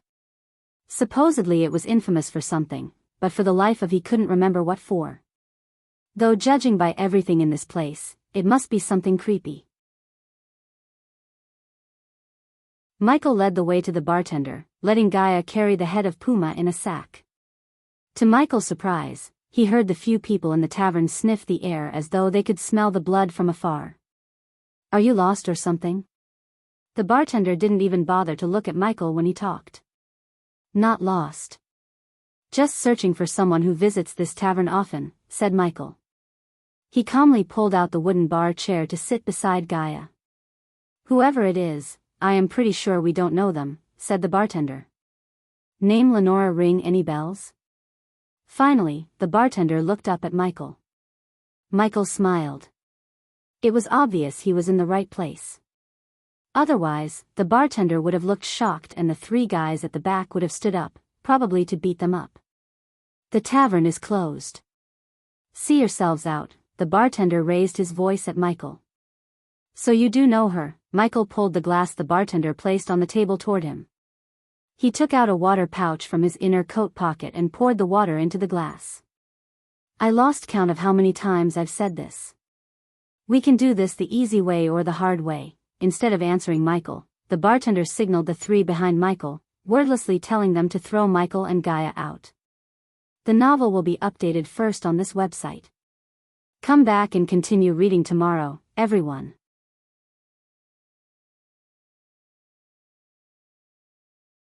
Chapter 657 Gaia versus everyone in the tavern. I got this. Gaia put the sack containing Puma's head on her chair after she stood up. She cracked her fist. Her eyes turned predatory as though of a seasoned killer. It was evident she was not in the mood for playing. Anyone could see the suppressed rage in her eyes. The bartender looked at her for a moment before turning his gaze back to Michael. He couldn't believe the youngster was letting a girl face these killers. As a man who lived in the southern continent for decades, the bartender could easily differentiate cultivators from southerners. These two were definitely not from the southern continent. which meant they hailed from the cultivation continents. However, no matter how powerful they were in their homelands, in the southern continent, they were as weak as babies. At least, that's what the bartender thought. Michael slowly took the glass in his hand and took a little sip. He didn't even bother to turn around. "You have insurance for this place?" asked Michael. Meanwhile, 3 tall, bulky muscular mountains moved toward Gaia. Gaia and Michael were tall, but these 3 were taller. They were tall enough to raise anyone's eyebrows. If being tall wasn't enough to stand out, they were big enough to win any bodybuilding competition on Earth. Compared to them, Gaia looked smaller, like a child. The 3 cracked their knuckles. One of them looked at Michael. "Last chance, kid. Leave now, and we won't mess up your girl," growled the man. He didn't remove his hood so Michael couldn't see his face in the reflection in the glass. "Try not to kill them," said Michael, completely ignoring the man. "But the more the blood, the better," said Michael. Drawing out Lenora might require them to spill more blood. She was a vampire, after all. Michael didn't delude himself by thinking he could get an elder vampire's attention without bloodshed. As much as he liked to avoid bloodshed, some tasks required blood. For instance, the bartender could tell them he knows Lenora or the way to meet Lenora. Instead, he ordered his lackeys to beat them up. A wrong decision on the bartender's path. Gaia was ready to fight Michael himself, let alone these nobodies. "I don't have all day," Gaia coldly threatened the 3. She rolled up her sleeves, preparing to beat the crap out of them. The 3 might have an advantage in size, but they were no match for a furious woman with arch-energy coursing through her veins. Their heavy thundering boots made the table nearby tremble. Instead of ganging up on her, only one approached Gaia. The man didn't take Gaia seriously. So, when he reached an arm-reaching distance from Gaia, he tried to put his hand on Gaia's shoulder with the intention of throwing her out. Before his hand could touch Gaia, she grabbed his hand, immediately crushing his hand. This chapter upload first at Novelbin. Net. If you want to read more chapters, please visit Novel Next. Com to experience faster update speed ARGH. The man squealed like an injured cat. His scream surprised everyone. But his cry was cut short when Gaia kicked him right between the legs with enough force to dislocate his pelvic bone. Michael grimaced. He almost heard the sound of something shattering. The man lost all his strength and power. Finally, he just collapsed to the ground. So they are not vampires, Michael thought to himself. If he were a vampire, her kick would have hurt him more because vampires had no reproductive organs in their bodies. Instead of traditional means, the vampires reproduced by turning others. In a way, their fangs were their reproductive organs. "Bitch dash," the man growled. Unfortunately, Gaia wasn't done with him. She took a step forward, stomping his stomach. Blood gushed out of his mouth. The man curled into a ball, screaming in agony. His scream was cut abruptly short by Gaia as she picked up a chair nearby and bashed it on his head. The 2 behind him were stunned, just like everyone in the tavern. Using their momentary shock, Gaia grabbed the broken piece of the chair in her hand, leaping onto the 2 behind her victim. The 2 of them snapped out of shock. Intuitively, they brought their hands before their faces to defend themselves. The wooden leg was no match for the thug's big gigantic arms. Wood splinters flew in all directions when Gaia bashed the wooden leg on the man's arm. Everyone thought Gaia was done for. Unlike the first one, the 2 were prepared. They thought Gaia wouldn't be able to surprise them with a low blow. "Fucking bitch," one of the men threw his fist, cursing Gaia. Once again, she surprised them with her speed. She swayed her body to the side, avoiding the punch mid-air, grabbed one of the flying wood splinters, and stabbed the man who threw the fist in the eyes. Wasting no time, she punched the man in the chest, pushing him a few meters back before turning her focus to the other. As she calculated, the man tried to kick Gaia in the gut, leaving himself vulnerable. To everyone's shock, Gaia grabbed his leg and threw him onto the other. The man who got stabbed in the eyes screamed in agony until he collided with his buddy. Her throw had enough force behind to make the two of them fly onto the wall behind. The animal heads hanging on the wall tumbled down due to the force of the collision. Everything from Gaia leaping onto them to sending them flying happened in a couple of seconds. It was too fast for a normal human being to comprehend. The bartender's mind failed to see what had just transpired. She moved and fought with speed and strength beyond mortal limits. She took down 3 muscle mountains thrice her size in a couple of seconds. The 3 served as an outlet for her rage. Without giving the 2 a break, she dashed at the 2. Poor bastards didn't even have time to react. She picked up the antlers that fell off the wall and stabbed the man who had his eyes stabbed. "Ah!" he screamed. Luckily, his buddy felt the same pain when Gaia stabbed him with the same antler she used to stab the other. Seeing Gaia stabbing them in the legs repeatedly, another 2 decided to step in. They dashed at Gaia to stop her. The bartender was freaked out when he saw the grin on Michael's face. He had no idea why Michael was smiling at his glass.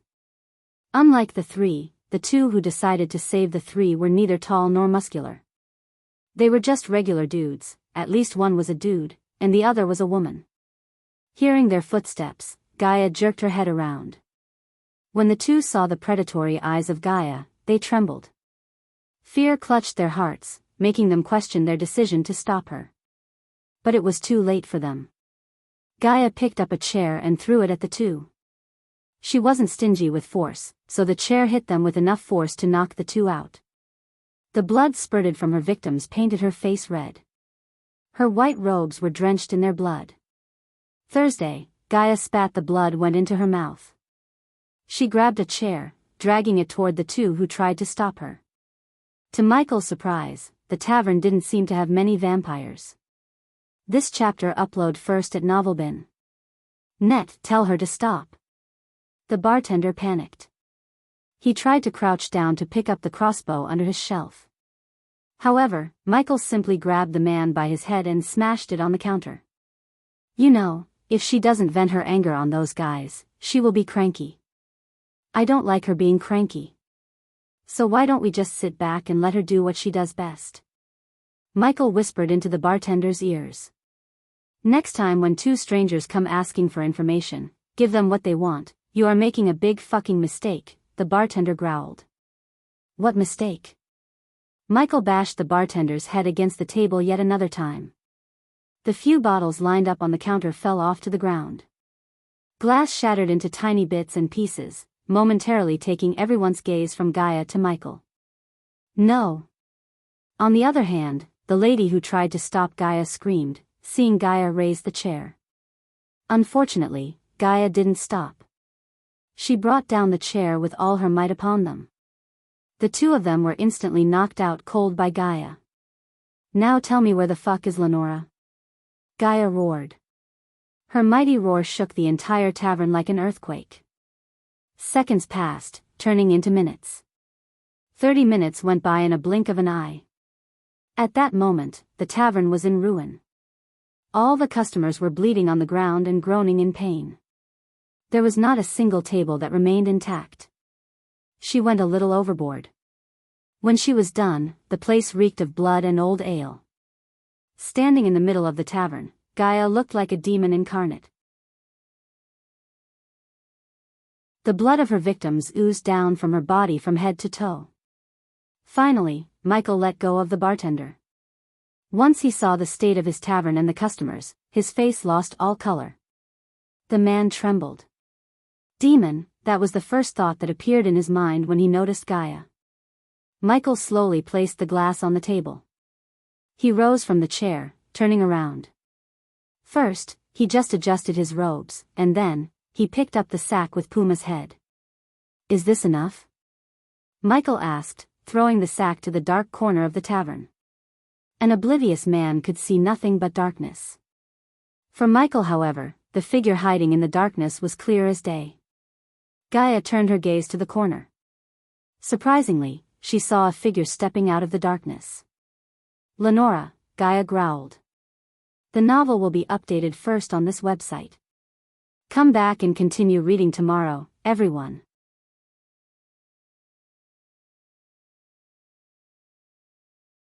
Chapter 658, Meeting Elder Lenora. Michael bashed the bartender's head once last time, knocking him out cold.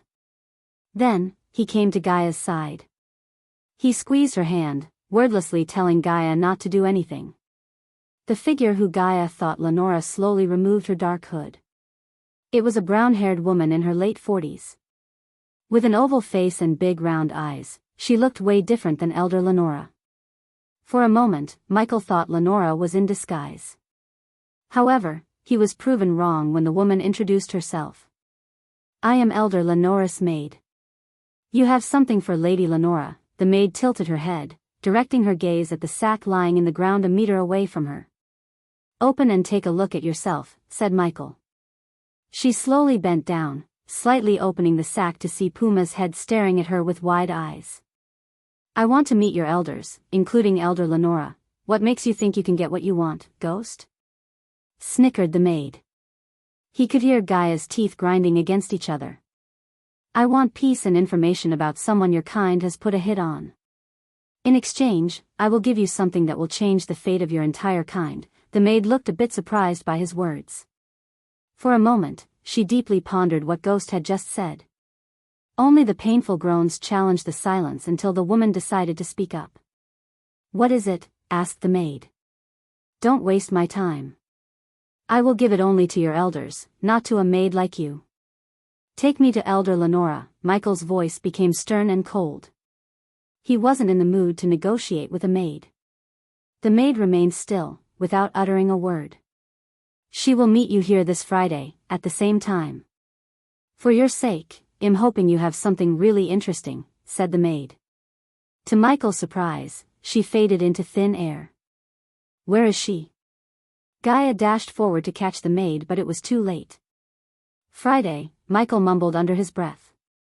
This Friday was the last day of his Mazeroth holidays. He had to return to Mazeroth. There was no way Michael could postpone meeting Elder Lenora. For Gaia's sake, he had to meet her. If finding Gaia's mother meant he would have to return to Mazeroth a few hours late, he would do it in a heartbeat. Gaia frantically looked around the tavern to locate the maid. Michael intervened to stop her from looking like a crazy person. 2 days, said Michael. This chapter upload first at Novelbin. Net. If you want to read more chapters, please visit Novel Next. Com to experience faster update speed. In 2 days, we will find out what happened to your mother. It took Michael some convincing to take Gaia out of the tavern instead of traveling to the vampire castle as the Dark Lord and the Dark Queen. Unnecessary complications could arise if Michael entered the vampire castle as the Dark Lord. Thus, Michael chose to wait 2 days. Michael used these 2 days to brew more potions for his majestic, including the plague cure. Then, he visited the Sunrise sect to meet with Claire and the elders. They were surprised to hear Michael's request to abolish the king's rule and implement a round table of ministers to rule the kingdom like in the southern continent. Of course, to the outside world, Bradford was ruled by Sunrise sect elders. In reality, however, Michael would make decisions and rule the kingdom from the shadows. This way, his enemies wouldn't target Bradford to hurt him. After signing the required parchments, Michael collected the necessary herbs to brew the potions for the vampires. He gave the potion crate to Azazel and ordered him to bury it somewhere in the dark forest. After everything was said and done in the Elon continent, Michael returned to Voldegard Castle. At first, Michael felt somewhat reluctant to leave the Voldegards without ensuring their safety. But Eve reassured him and made some deals with other powerful families in Thera to strengthen her family. He didn't forget about Eve's curse. He paid the system 250,000 badass points to locate an item that could be absorbed by the system and turned into a curse-breaking skill. The bad news was, Michael had no time to visit the treacherous ocean. The good news was, Eladir could create an array to let Michael snake out of the Ukulun realm without being detected by the arrays in Mazeroth. He promised Eve he would break her curse within the next 6 months. To Michael's surprise, Eve didn't seem to care much about whether she lived or not. As far as she was alive, she wanted to make sure the Voldegards remained safe. Michael really felt bad about leaving Eve instead of helping her. Unfortunately, Michael had no choice but to return to Mazeroth. With a warm hug, even sent him off to Maze Roth, except Michael didn't teleport to Maze Roth. Instead, he went straight to the Lonely Wyvern Tavern to meet Lenora. Following his goodbye to Eve, Michael met Vidora. Except for Kane, the other two still looked gloomy. They needed time alone, so Michael left them in the dark forest in the care of Azazel. Considering the time, Michael ordered Eladir and Nightmare to return to Maze Roth before he and Gaia. The Lonely Wyvern Tavern looked as gloomy as ever under the moonless dark sky. The dark clouds hovering in the sky, threatening the earth with heavy downpours, added an extra layer of gloominess to the tavern. Except for the rumbling thunder and howling wind, there was no sound in the area. "I've reached the castle." When Michael reached the tavern, he heard Eladir's voice in his head. "Good. Hope your runes work," said Michael. When he met Eladir back in the dark forest, Michael asked the dark elf to ensure no one in Amazaroth could see him and Gaia through their disguise. If it wasn't for the lack of badass points, Michael could have done it using the system. He was saving the points to buy the Silene spell, which would slow down time around him for a short amount of time. Furthermore, he wanted to upgrade all of his spells. It has been a long time since he upgraded them. "They reached Maze Roth?" asked Gaia, walking beside him to the tavern door. Michael nodded. Using his environmental scanning map and spiders, Michael sensed 3 people inside the tavern. The door slowly creaked open. As Michael had sensed, he saw a dark-robed figure, the bartender, and another lady dressed in a creamy white skirt and a big dark hat with red feathers on her head. Unlike when Michael visited the tavern before, the place looked empty. At least, they managed to fix the tables and the fallen trophies when Gaia almost destroyed the place. The bartender glanced at Michael for a moment before turning his focus back to refilling the lady in white's glass. The one standing beside the lady in white resembled the maid Michael met earlier. "Let me do the talking," Michael whispered to Gaia. "This chapter upload first at Novelbin." Net Gaia nodded. The floor creaked every time Michael took a step. Until now, Michael had faced 2 elder vampires.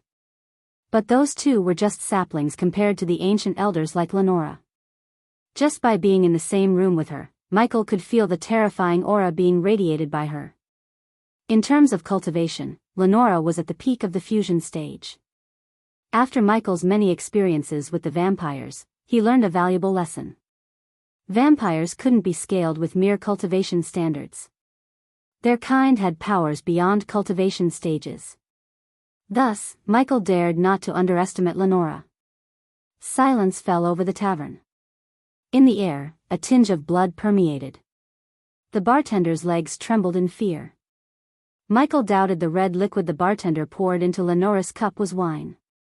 "Take a seat," Lenora's voice chimed, cutting through the silence. She tapped the bar stool beside her. "System, the moment something goes wrong, teleport us to Maze Roth," Michael ordered the system. If push comes to shove, he wanted to be in Mazerto where the vampires held no power. Besides, both Gaia and Michael had the teleportation scroll given by Maze Roth to teleport to the castle grounds. Therefore, he didn't have to spend any badass points buying teleportation scrolls from the system. Every step he took forward reminded Michael of the elder vampires' latest meeting. When Michael sneaked into their castle to kill Victor, he bugged the entire castle including the round table of vampires. That was how Michael knew Avon was being turned into an elder vampire and their decision to wake something called a Blood Prince. The name itself was ominous enough for Michael to be aware of. At least, Michael had thrown a wrench into the ritual by killing Avon, so he thought. Michael sat beside Lenora and Gaia sat next to Michael. "This is the first time someone wanted to meet me, even after knowing what I am capable of," said Lenora. Her voice was melodious, calm, and composed. Any oblivious man wouldn't believe she was a freaking elder vampire capable of destroying a kingdom single-handedly. "You have some big balls, Ghost," Lenora chuckled. Michael sensed the killing intent behind her seductive chuckle. For the first time, Michael opted for the high-risk high-reward way for Gaia. If everything went according to his plan, Ghost and the vampires could be at peace as well as learn about Gaia's mother. Suppose it wasn't the case, Michael knew he had to become the Dark Lord to defeat Lenora. Dark flames and the anti-vampire potions were the only two things in his arsenal that could hurt and probably kill an ancient elder like Lenora. I liked Puma. He served me and my kind well. Lenora took a small sip and slowly put the glass on the table. You tortured him, didn't you? How else could you have known my name? Her voice became colder. The temperature around them dropped by several degrees. Nonetheless, Michael showed no signs of fear in his eyes. Torture is a strong word. Let's just say, I'm very persuasive. Michael's calmness shocked the bartender and Lenora's maid. Lenora felt something off about the human. She couldn't put her finger on it, but something was definitely strange about Ghost. I wonder what made you reach out for me, said Lenora. I want to know about someone you ordered a hit on, Adelia Ashton. As soon as Michael said the name, Lenora clenched her fist. Every single glass bottle shattered into smithereens. The entire trembled tavern. Her eyes turned bloodshot for a moment. Finally, Lenora turned her head to look at Michael. Adelia Ashton. The Queen of Nagaland, * because it's Diwali, festival in my country if you don't know what it is, only one chapter of HBS today. The schedule will be resumed as normal from tomorrow. The novel will be updated first on this website. Come back and continue reading tomorrow, everyone.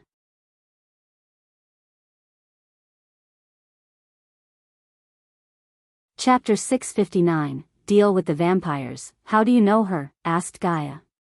Finally, she couldn't keep her mouth shut anymore. TSK. Lenora slowly shook her head. What's the rush?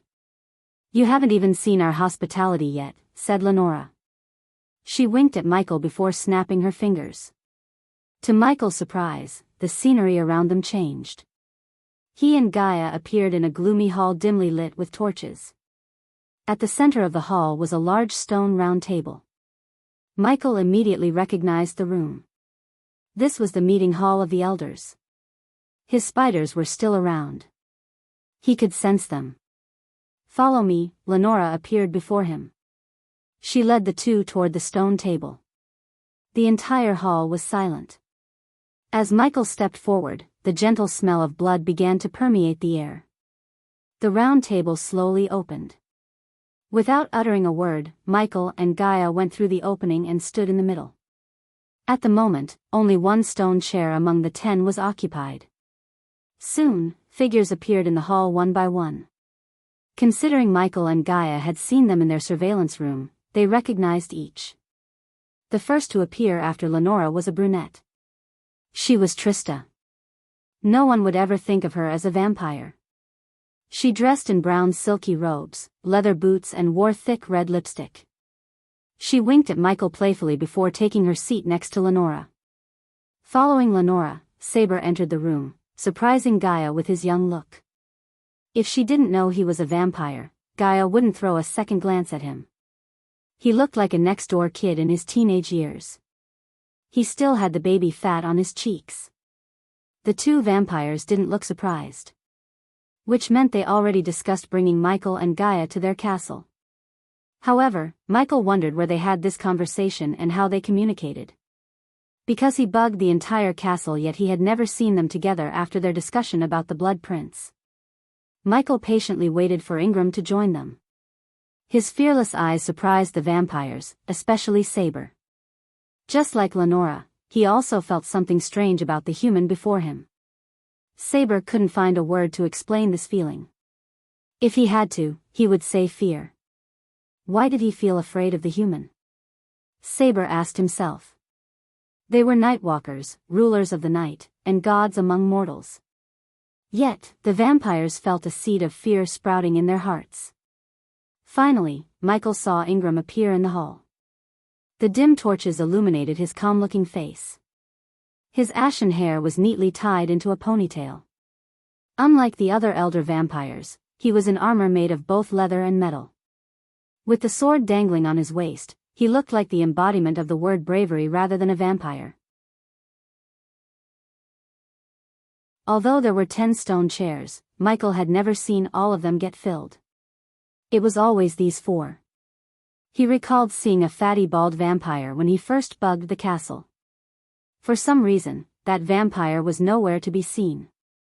Of course, Michael didn't know Harriet killed Hakon because he created another elder vampire who almost killed Michael and Noah in the alchemy competition. "Is everyone here?" asked Lenora. The others nodded.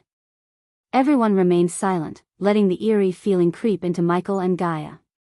"So, who killed Puma among the two of you?" asked Trista. "I did," said Michael.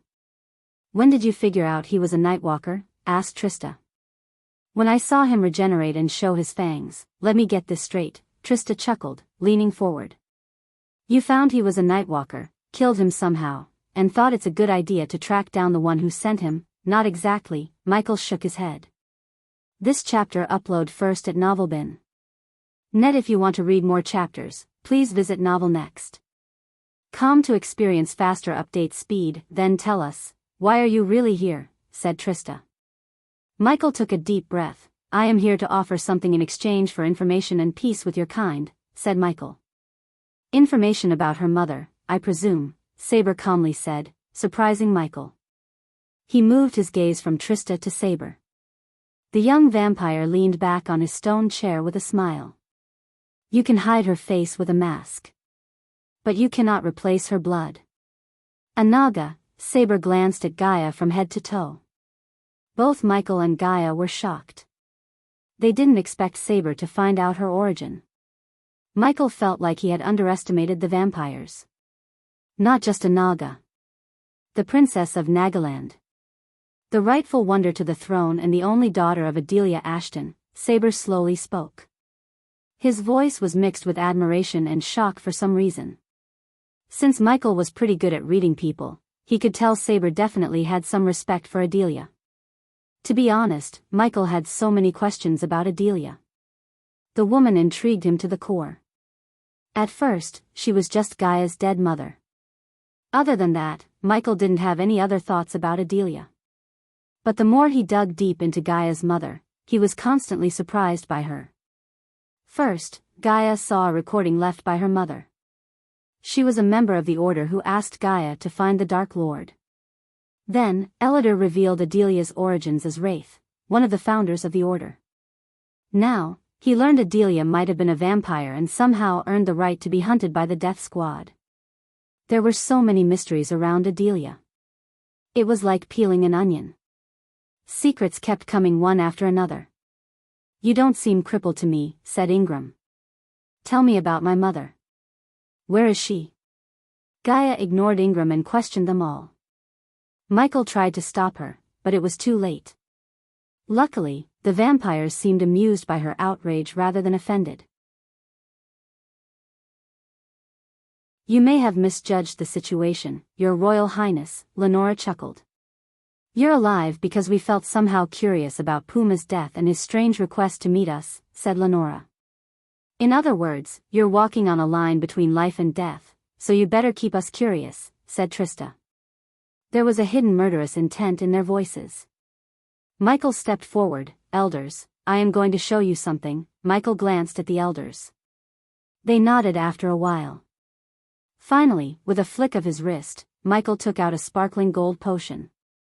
The position glistened and sparkled like liquid gold. "This is what you were talking about? A potion?" Lenora looked a little bit disappointed. However, Saber felt a strange energy from the potion. "Not a potion, Elder. I found this in the treacherous ocean.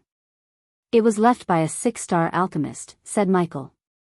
The vampires possessed the ability to tell whether someone was lying or not by sensing their heartbeat and facial signs. Thanks to the system, Michael was able to fool the vampires. Along with the parchment, unfortunately, the parchment crumbled due to time. However, I remember the words. "May thy rulers of night rule the day." This chapter upload first at Novelbin. Net. The vampires were taken aback by surprise. From their point of view, the human before them was telling them the truth. At that time, I didn't understand the meaning, even after seeing the potion's effect. "What are the effects?" Saber asked. Michael grinned inwards when he saw the curious look in the vampire's eyes. "Offer protection against the sun. Until I learned about the night rulers, I didn't think of this potion as much. Are you telling us this potion will protect us from the sun? Groaned Lenora. Her normal playful voice disappeared. Instead, she talked in a cold voice. If my calculations were right, this potion will protect you for at least an hour and a half. With time and resources, you can find a way to make the potion's effect last long. Suddenly, Saber waved his hand. An invisible force snatched the potion out of Michael's face. If this didn't work, Saber didn't finish his sentence but let Michael imagine the outcome. You can do whatever you want with me, said Michael. With a nod, Saber disappeared from the hall. Following Saber's disappearance, silence took over the hall. Michael and Gaia remained still. Michael squeezed her hand, wordlessly reassuring her. If his peaceful way didn't work, he wouldn't blink an eye to slaughter the elders. Gaia had never begged him for something. But for the first time, she cried for his help. There was nothing he wouldn't do to find Adelia. He must find her. After all, Adelia wasn't just Gaia's mother but a founder and a member of his order. If she was alive, it was his responsibility as the Dark Lord to take care of his loyal followers. Besides, Adelia was family. After a couple of minutes, Saber returned to the hall. This time, he wasn't alone. He had an elf dressed in a fancy noble dress with him. The elf looked terrified, and Michael could see the sweat beads on his forehead. What happened? Lenora asked Saber. She failed to hide the curiosity in her heart. I survived, the elf said, shivering. Except for Ingram, the other elders looked bewildered. Even the usually calm and composed Saber couldn't hide the excitement. His hand trembled, holding the vial with a few drops of golden liquid in it. Instead of answering, Saber appeared in front of Michael in a blink of an eye. He grabbed Gaia and Michael by his neck, lifting them up off the ground. Despite Saber's scrawny look, he was able to lift Michael and Gaia without breaking a sweat. Tell me, where can I find more? Saber loosened his grip just enough to let Michael barely utter the words. Tell me about Adelia and agree to call off the death squad. If we don't get back to where we came from alive and unharmed, the potions are good as gone, Michael grinned. The information Michael had was crucial to the point that it could change the entire vampire's fate. In other words, Saber can't kill him even if he wishes to. Phase 1 of shocking the vampires with the potion had been completed. Next phase, get the protection of one of the elders and learn about Adelia.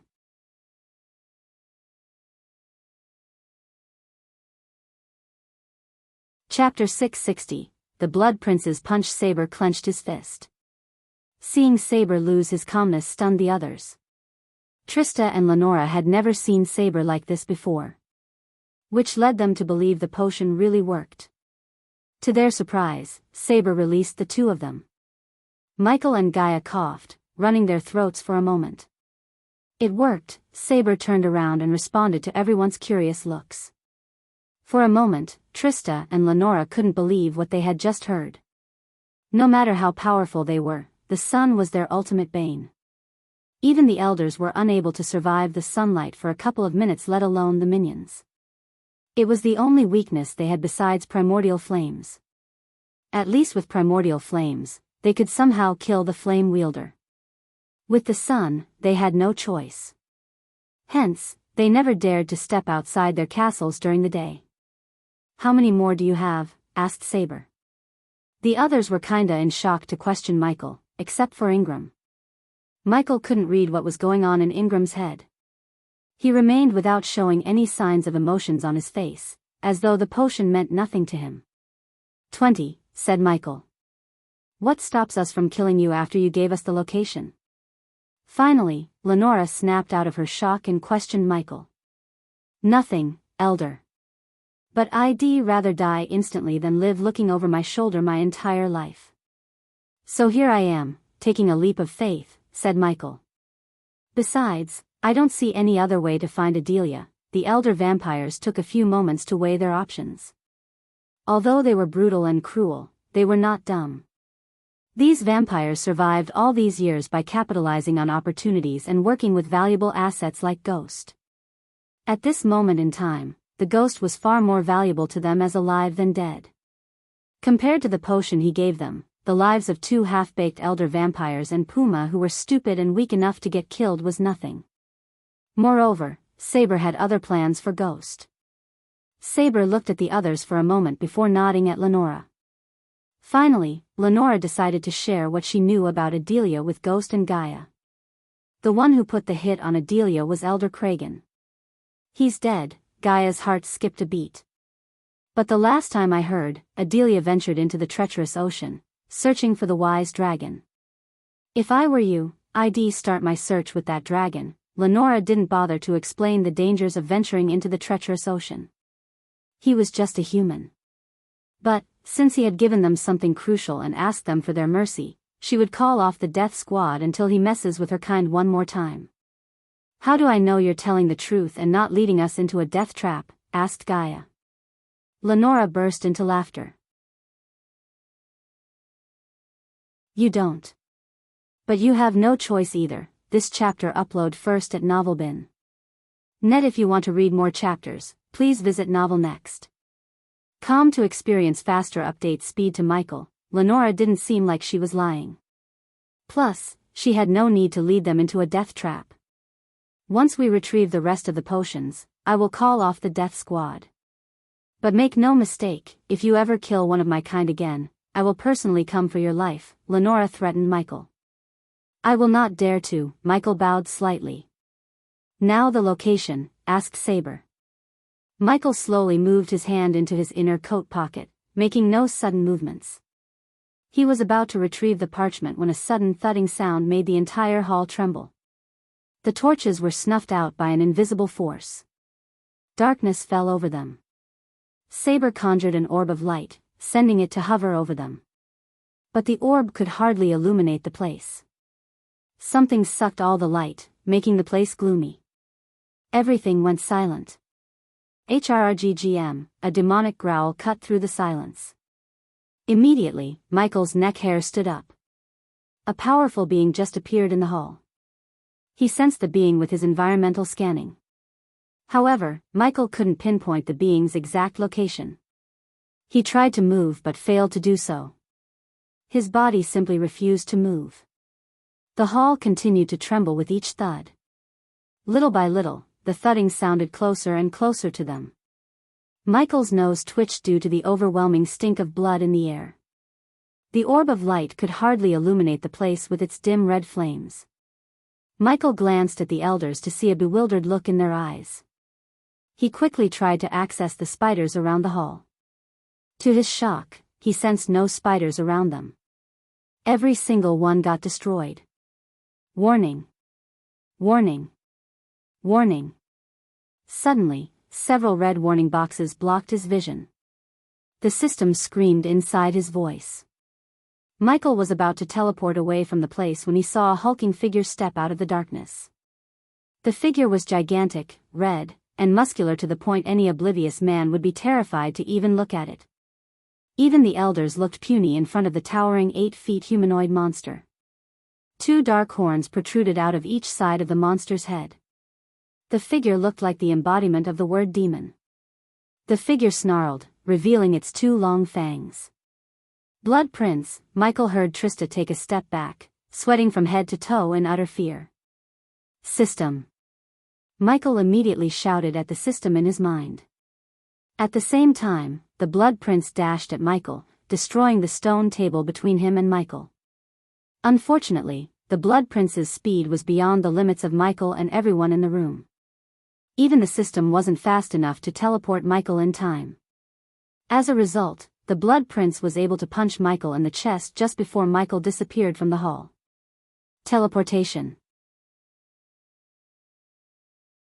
Humph, the Blood Prince snickered. His voice resembled the voice of the Dark Lord but several times more demonic, evil, and threatening. The Blood Prince snapped his finger as the orb conjured by Saber shattered into pieces. Once again, pitch-black darkness surrounded them. Usually, vampires could see in darkness. However, the darkness created by the Blood Prince blocked their vision, blinding them completely. No. And oh, a sudden scream from Lenora stunned the elders. Her scream was abruptly cut short as they all heard the sound of flesh getting ripped apart. The elders weren't strangers to this eerie sound. But when it happened to one of them, they all trembled in fear. After a while, silence returned to the hall. The elders remained until the torches around them flickered. Finally, a torch lit up, and when it did, the elders almost screamed in terror. This chapter upload first at Novelbin. Net. The Blood Prince sat on a throne where Michael and Gaia were. He was gnawing on a big piece of meat that resembled a human thigh. Their hearts pounded against their chests. Slowly, their gazes swept across the Blood Prince. In his hand was a head, Lenora's head. Blood trickled down from Lenora's neck. Welcome to the new age of Nightwalkers. The Blood Prince crushed Lenora's head with his bare hand. It created a sickening crunch followed by a burst of evil laughter. The system immediately teleported Michael and Gaia to the Mazeroth castle grounds. The force of the Blood Prince's punch sent them flying even after appearing in the castle ground.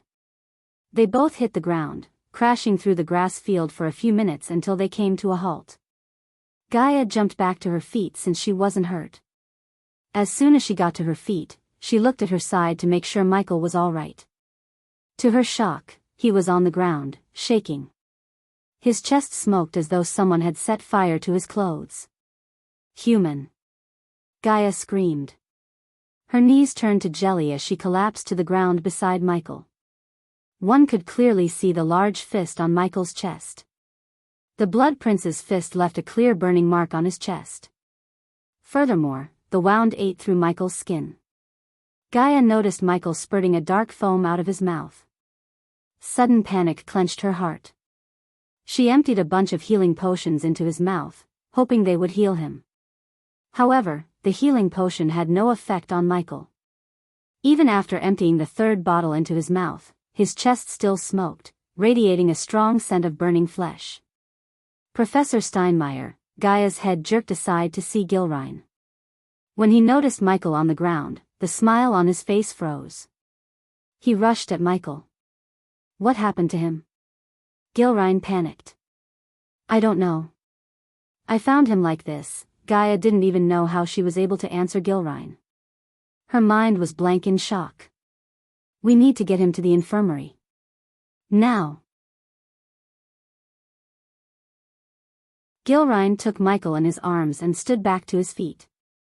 Gaia didn't see any other choice. They were about to turn around when Gaia saw another figure stepping out of the darkness. With the long black robes and hair, Professor Lane blended in with the night like a chameleon. Professor Lane! Gilrine shouted. Professor Lane came to Gilrine's side. Oh my God, Professor Lane mumbled under his breath. The infirmary cannot save him. Bring him to my office now, Professor Lane instructed Gilrine. For the first time, Gilrine heard Professor Lane show a slight fear in his voice. Gilrine did not waste any time as he ascended into the air. What's happening to him? Gaia couldn't control the tears from flowing out of her eyes. Blood Prince, Professor Steinmeier. He was punched by a Blood Prince. You don't happen to know that, right? Professor Lane questioned her expressionlessly. Professor. Gilrine's shout saved Gaia. They quickly looked up at Gilrine to see Michael's body frantically shaking.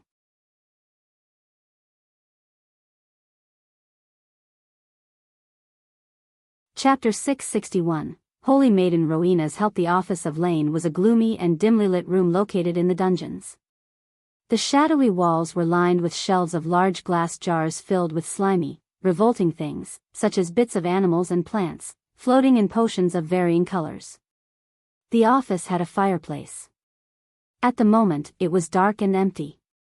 In a corner, Professor Lane kept his private stocks of alchemy ingredients in a cupboard. When Gilrine, Gaia, and Lane reached the office, Lane waved his hand. The runes on the door glowed for a moment before slowly creaking open. Put him there, Lane said, pointing his finger at the empty oak table in the center. As Gilrine placed Michael's shaking body on the table, Lane opened his cupboard and picked up a few potions from the shelf. Gaia held Michael's hand as tight as she could. Her eyes kept forming tears seeing Michael's condition. They both didn't expect the Blood Prince to be there. Furthermore, the Blood Prince was at half-immortal stage. There was no way they could have defeated the Blood Prince. At least, not with their current cultivation stage. Open his mouth, Lane ordered Gilrine. The big man squeezed Michael's jaw, opening his mouth big enough for Lane to pour a green slimy liquid into his mouth. Professor Lane. Is he going to survive? Asked Gilrine. It's a miracle he's even alive, said Lane. Where the hell did he meet a Blood Prince? Gilrine heard Professor Lane before. He was unlucky enough to know about those vile creatures. Unlike Lane, Gilrine never had to face one thanks to the gods. Without answering Gilrine's question, Lane just glanced at Gaia. She remained silent, letting Lane treat Michael. She couldn't even cry out loud or show her care for Michael. It would lead the others to suspect her relationship with Michael, which might lead to catastrophic consequences. Professor Lane, Gilrine called out for Lane. He noticed Ghost's entire body smoke as though someone had set a fire under him. The temperature in the room increased by several degrees.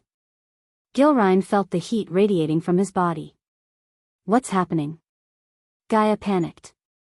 Michael's hands began to burn hers. They were hot enough to make Gaia release his hand. I need cold water, Lane said. Go bring me as much water as possible from the lake, Lane ordered Gaia. Although she felt reluctant to leave Michael's side, she ultimately left the room without wasting precious time. After she left the room, Michael's body began to tremble violently.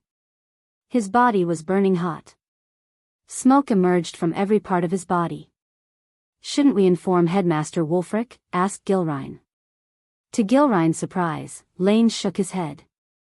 No. The headmaster has enough on his plate. A Blood Prince is the last thing he needs right now, said Lane. But Professor Lane. There is no cure for a wound caused by a Blood Prince. If we don't get all the help we need, he's going to die, Gilrine lowered his voice. Usually, Lane would agree with Gilrine. There was indeed no cure for a wound caused by a Blood Prince. That was what made the Blood Princes the ultimate force of nature. Just a single touch from a Blood Prince could poison a cultivator's body from within and turn them into a puddle of blood.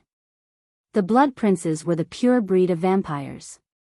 A typical vampire would suck the blood while a Blood Prince sucks its victim's life force itself with a single touch. This chapter upload first at Novelbin. Net. If you want to read more chapters, please visit Novel Next. To experience faster update speed. It was extremely rare for someone to survive a Blood Prince. But even if they did, once the Blood Prince touched the victim, only death awaited. Luckily for Michael, he had almost 1 million badass points after killing Duke Avon in front of the two armies. He ordered the system to heal his body. Otherwise, Michael would have died by now. Still, his survival depended on his willpower and Bodhi's ability to withstand the corrosion. When Gaia finally returned to the room, carrying a wooden barrel filled with cold water, she saw the smoking body of Michael. She almost dropped the barrel. With a quick wave of his hand, Lane sucked all the water out of the bucket, forming a large blob of water above Michael. He slowly let the water trickle into Michael, cooling his body. This continued for an hour. They had used almost 10 barrels of water, completely drenching Michael in the water. Despite their efforts, his body refused to cool down. As time passed, his skin slowly turned grayish. What's happening? Gaia felt a lump forming in her throat. She couldn't help blaming herself for Michael's state. If it wasn't for her and her pursuit of her mother, Michael wouldn't have gone to the vampire castle. He took the risk solely for her. We need something colder, said Lane. Although there was no cure for the Blood Prince's touch, something kept Ghost alive from within. Therefore, Lane wanted this strange force to fight the Blood Prince's touch. All he had to do was buy enough time for Ghost to survive and heal. I'll bring the ice. Gilrine quickly rushed out of the room, heading for his hut. What do you want me to do? Asked Gaia. Unless you have something colder than ice, bring it to me, said Lane. His voice showed no emotion whatsoever. Gaia suddenly remembered the ancient ice core Michael bought in the auction. Unfortunately, the ancient ice core was in Michael's system storage. Hence, Gaia couldn't get her hands on the ice core. What about cold flames? Suddenly, when Gaia was feeling helpless, a calm voice resonated in the room. The two of them turned their heads to see a girl dressed in sky-blue robes. Her raven black hair fluttered in the wind. When she appeared, the temperature rose because of Michael's body slowly started to drop. A chill air swept across the room. "Rowena," Gaia mumbled under her breath. The last time Gaia saw Rowena, she fought the possessed fire giant. Gaia panicked when she saw Rowena.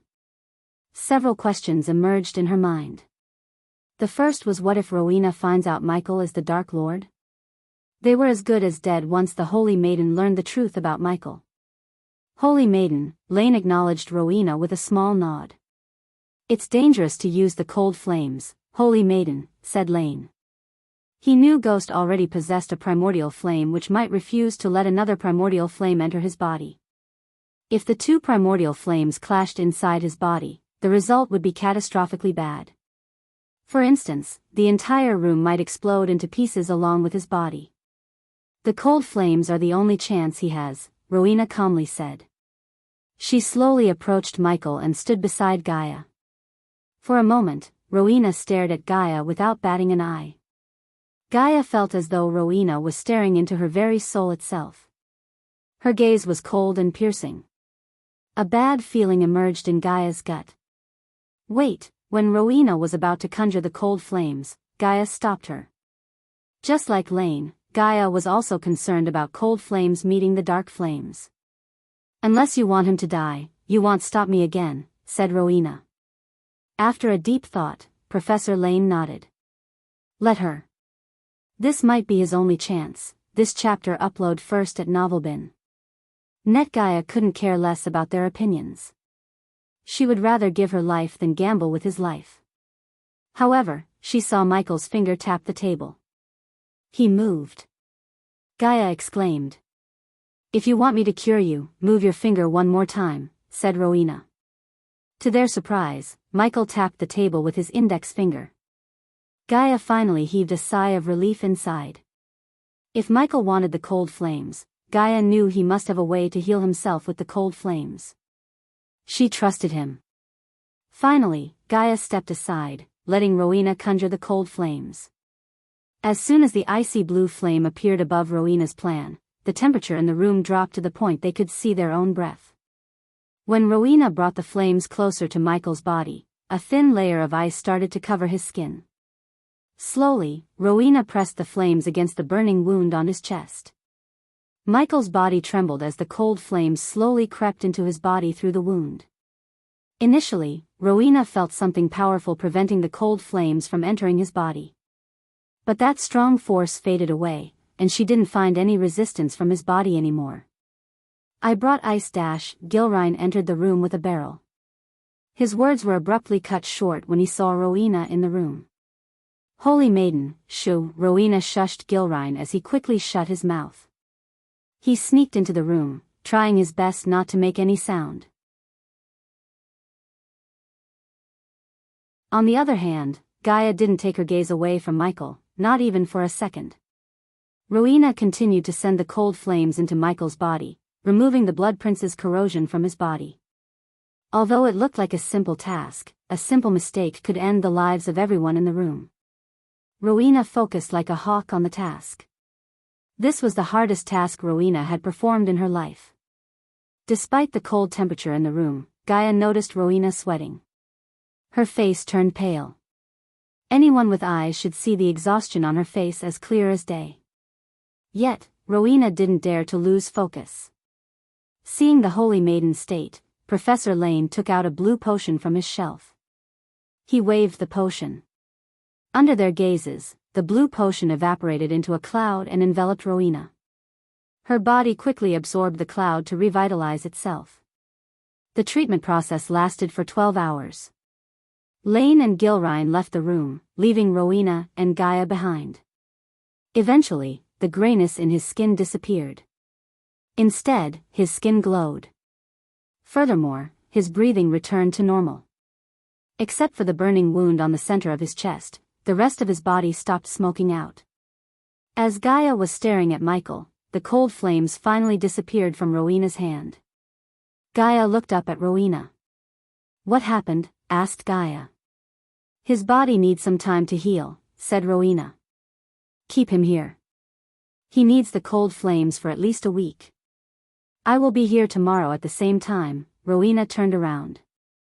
She was about to leave the room when Gaia questioned her, "Why help him?" Silence fell over them for a few moments. "I owe him for saving my family."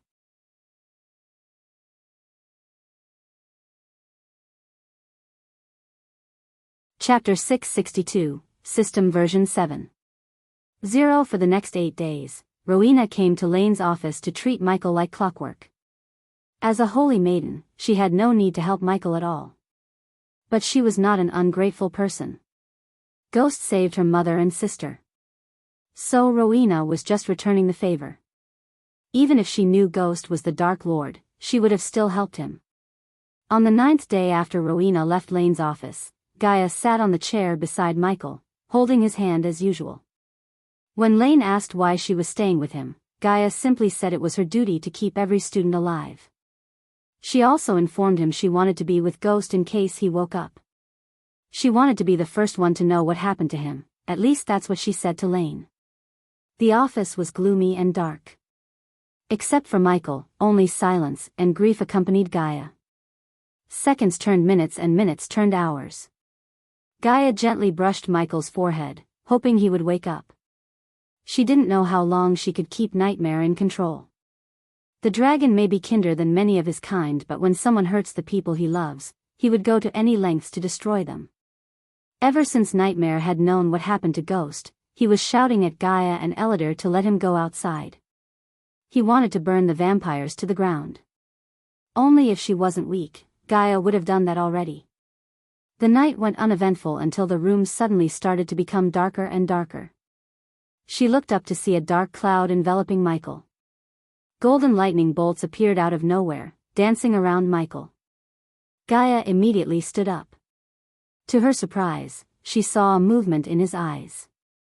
Michael, a sudden joy hit her heart, her eyes brightened. As though nature itself had sensed Michael's wakening, dark storm clouds blanketed the clear sky in a few moments. Streaks of lightning flashed across the sky, almost splitting the sky into halves. The howling wind informed the world about Michael's awakening. Finally, Michael's eyes slowly opened. To Gaia's shock, his eyes were pitch black. He slowly rose from the table. There was strange radiation coming from him. Gaia could sense it. The energy radiation was powerful enough to make breathing harder. He cracked his neck, creating a crackling sound. Michael, unknowing to her, fear clenched her heart. She slowly, without making any sudden movement, put her hand on Michael's shoulder. He turned his head. "I am back." His voice sounded deeper and more demonic than before.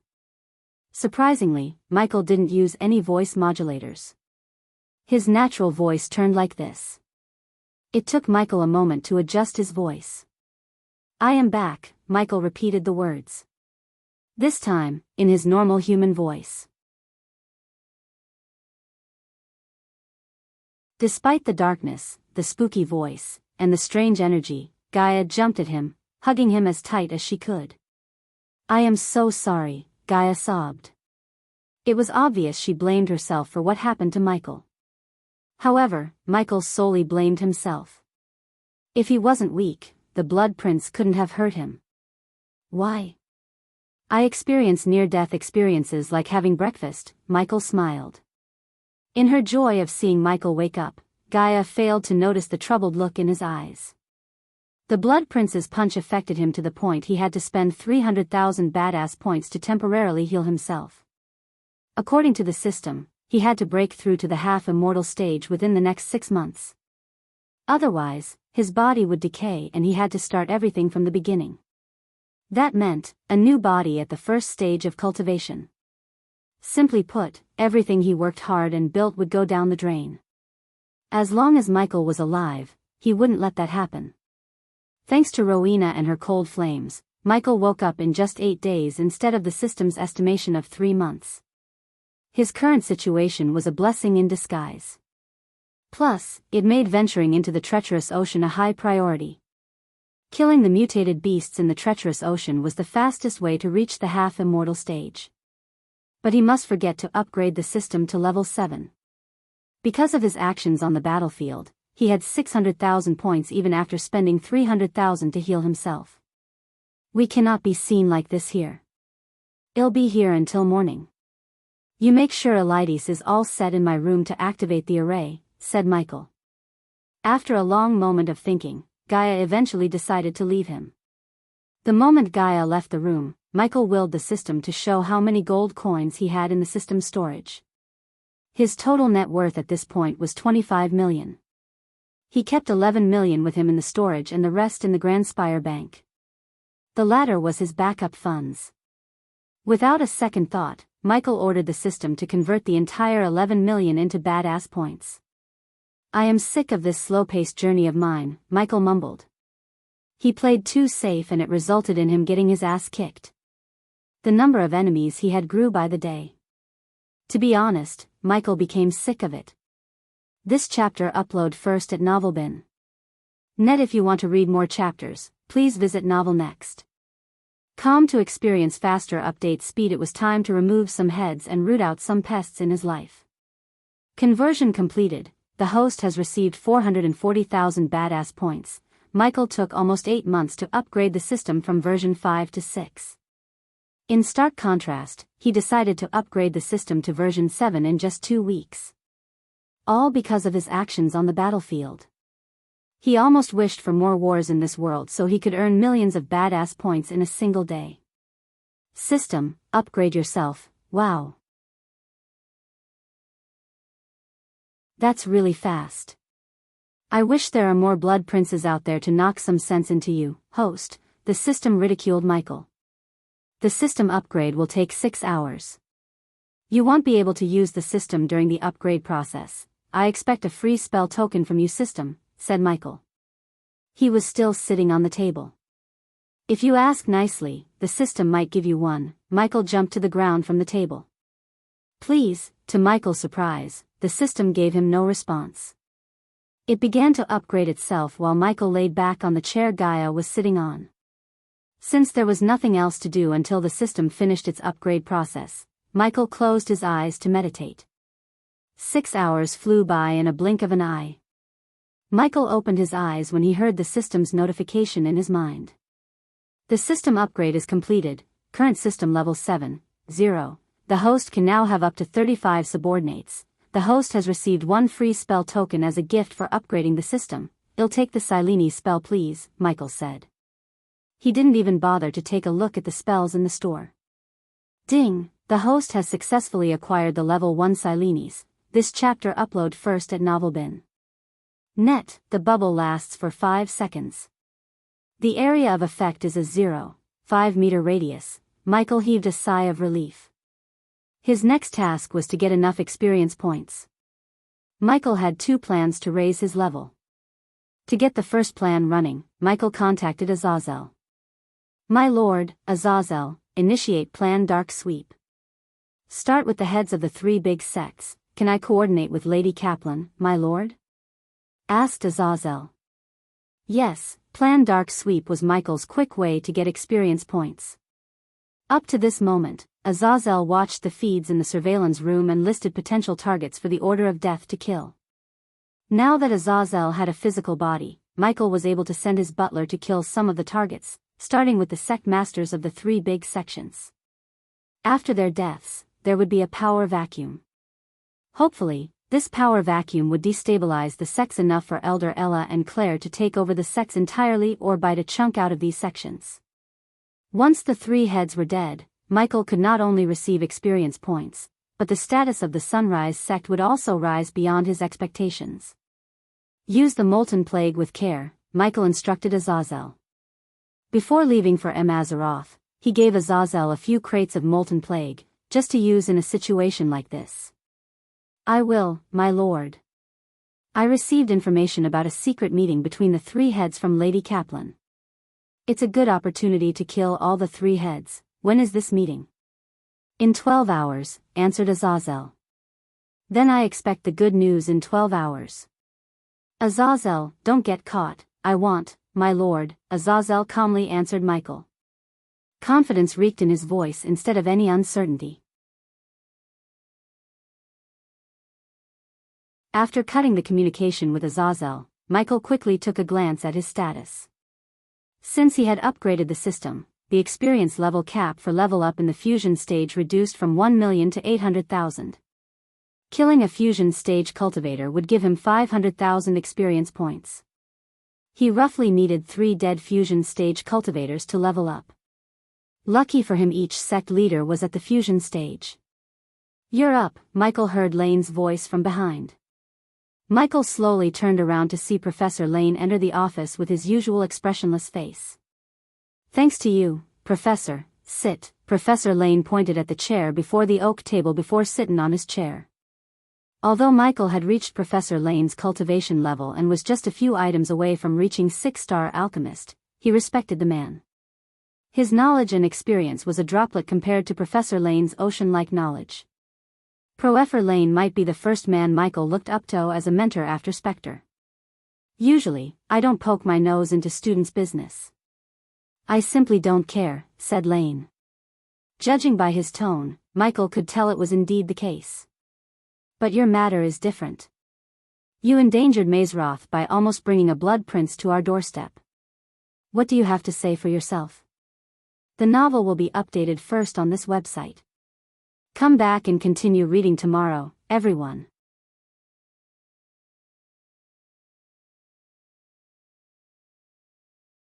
Chapter 663, The Fall of the Three Big Sects in Elon. When the last light disappeared over the horizon, darkness enveloped the world. Everything beneath the dark sky was blanketed by puffy snow. The howling wind breezed through the trees. Falling snow embraced the trees with its cold embrace, turning the green trees white. Except for a few torches to illuminate the snow-covered paths, the rest of the city of Rosegate slept in darkness. Rosegate was one of the 4 duchies in Kingdom Kethan and also the only kingdom that didn't participate in the recent war between Ice Fair, Pen Town, and Flame Fair. Almost everyone in Rosegate was sleeping peacefully inside their homes except for the 3 sect leaders. They held a meeting inside a brightly lit room. Everyone sat around an oak table, taking sips out of the golden chalices. One of them was Sadie Kaplan. She accompanied the sect leader of Silvermoon, Ursula Colt. She was the prettiest woman in the room. Even Sadie paled in comparison in terms of beauty. Ursula let her silvery hair free and wore enchanting blue robes which showed her deep cleavage. The other 2 sect leaders were men. One of them was Lancelot Morningstar, the sect leader of the Morningstar. Lancelot was a fairly built man with striking golden hair. His neatly combed hair was tied into a ponytail and the stubble beard gave him a certain charm with the ladies. The one who sat next to him was Garrett Eyre, the sect leader of Golden Valley. Unlike Lancelot, Garrett was a big bulky man with a bushy beard. Despite the cold weather, Garrett was dressed in a vest, leaving his big arms exposed to the coldness, and leather pants. At the moment, they all shared the same concerned look. Are we going to sit here all day and stare at each other or come up with some plan? Asked Lancelot. We definitely cannot destroy them. Not with all their alliances and connections, said Garrett. Contrary to what someone would expect from a big bulky man like Garrett, he was surprisingly calm and collected. Simply put, Garrett was brawn with brains. That was what made him one of the most dangerous men in the Elon continent. It's only a matter of time before they make an attempt to take over our sections. How many sects they had already swallowed? 10. 20. 15 to be exact, said Ursula. It was an enormous number. In a short period of time, the Sunrise sect had gone from a declined sect to one of the most powerful sects in Elon. The flag-bearer of the takeovers, Ella was an unstoppable force when it came to pursuing sect leaders to join the Sunrise sect. At first, the 3 big sects didn't mind the Sunrise sect taking over a few declined sections. They thought it was a lost cause since those sects were on the brink of closing down. However, as time passed, the Sunrise sect made unrefusable offers to the sects that were running without any problems. One by one, they took over all the sects in Bredia, Drattle, and most of the sects in Kethan. In the sheer number of disciples, they were getting close to each of the three big sections. My little birds told me Ella and Claire are eyeing for the sects in the royal land, said Ursula. Hearing them bitch about the growth of the Sunrise sect made Sadie proud of her friend, Ghost. He joined the sect with nothing and built it from the ground up to challenge the three big sects themselves. Of course, Claire, the elders, and Ella played a big role in the rise, but Ghost was the one who started everything. There is only one thing we can do at this point: make counteroffers to those sections. In other words, we take over sects before the Sunrise sect could, said Garrett. No, Lancelot banged the table with his fist. I wouldn't let those street dogs step into my sect and spoil the great name of Morningstar, gnarled Lancelot. Among the three big sects, Morningstar had the most intense recruiting process. Even if someone had heaven-defying talent, if they were not from a noble background, the odds of their placement in Morningstar would be next to nothing. The Morningstar sect hand-picked noble talents. But now, even the nobles were considering joining the Sunrise sect due to the abundance of cultivation resources available in the sect. Moreover, the Sunrise sect had the best mentors to guide the youngsters in their cultivation. Once again, Ghost's pills and potions played a huge role in producing talents left and right. We could have used King Bredia to destroy the sect because of his enmity with Ghost. But after what Ghost did at his daughter's engagement gala, I don't think King Bredia would even breathe in Ghost's direction, said Garrett. Do we even have a plan, or are we just here to bitch about their growth? This chapter upload first at Novelbin. Net. If you want to read more chapters, please visit Novel Next. Com to experience faster update speed. It's you too who's in trouble. My Sadie here is a good friend of Ghost. So as long as Ghost lives, Silvermoon is safe from the takeovers, Ursula grinned, taking a small sip of wine from the chalice. Garrett and Lancelot looked at Sadie for a moment. Sadie dear, Ursula turned her gaze to Sadie. What's your thought about all this? Ursula asked Sadie. If you ask me, I'd say leave them be. There's no use in kicking a hornet's nest, said Sadie. The trio was surprised by her answer. I don't see any harm in turning the three big sects into four big sections. Now we are all bitching on an assumption the Sunrise sect will try to take over our sections. Even if they did try, just refuse their offer. It's that simple, said Sadie. Pretty girl, it's not that simple, Lancelot gritted his teeth. He always thought Silvermoon and the girls were beneath them. Only because they were big and influential enough to rival Morningstar, he tolerated their existence. Power is an addiction, and that bitch Claire and Ella are way deep in it. They wouldn't stop until there were no other sects in Elon than the Sunrise sect.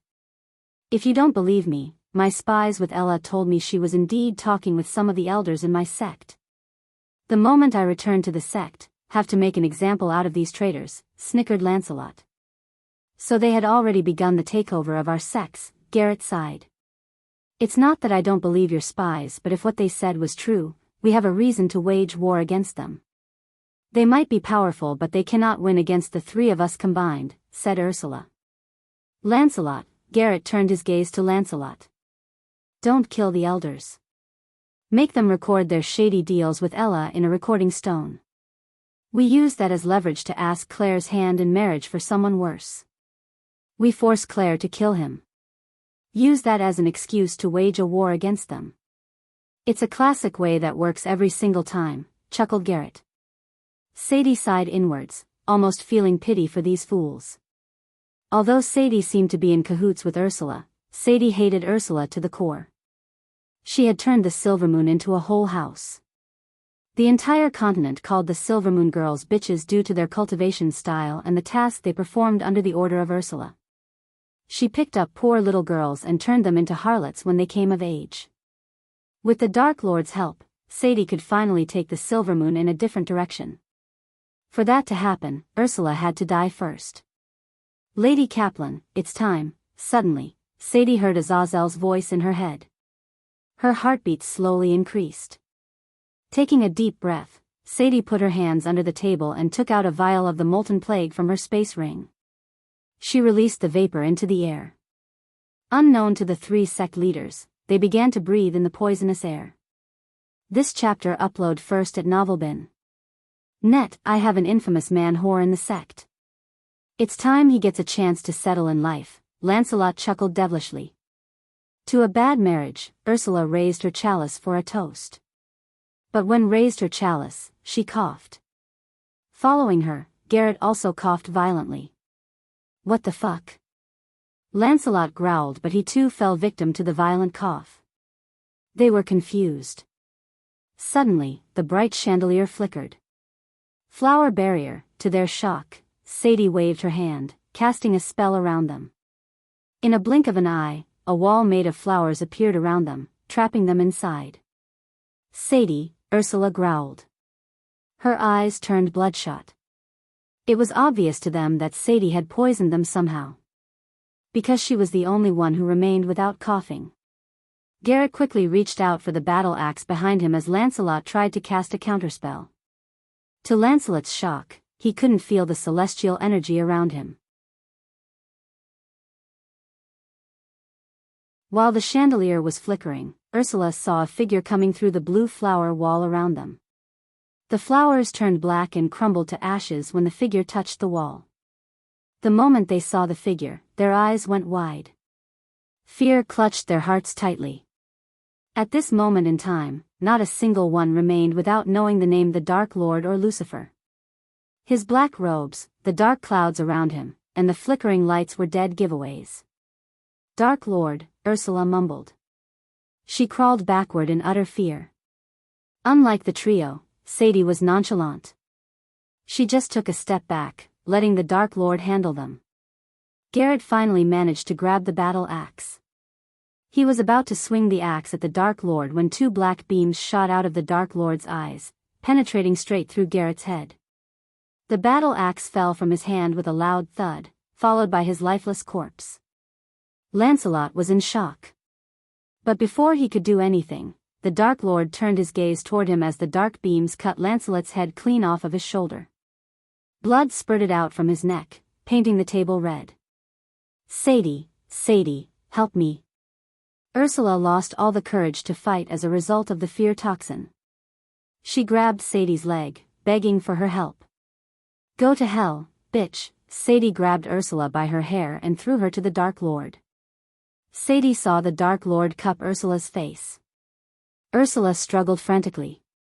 However, her struggle only lasted for a few seconds as the Dark Lord fired the dark beam straight through Ursula's head.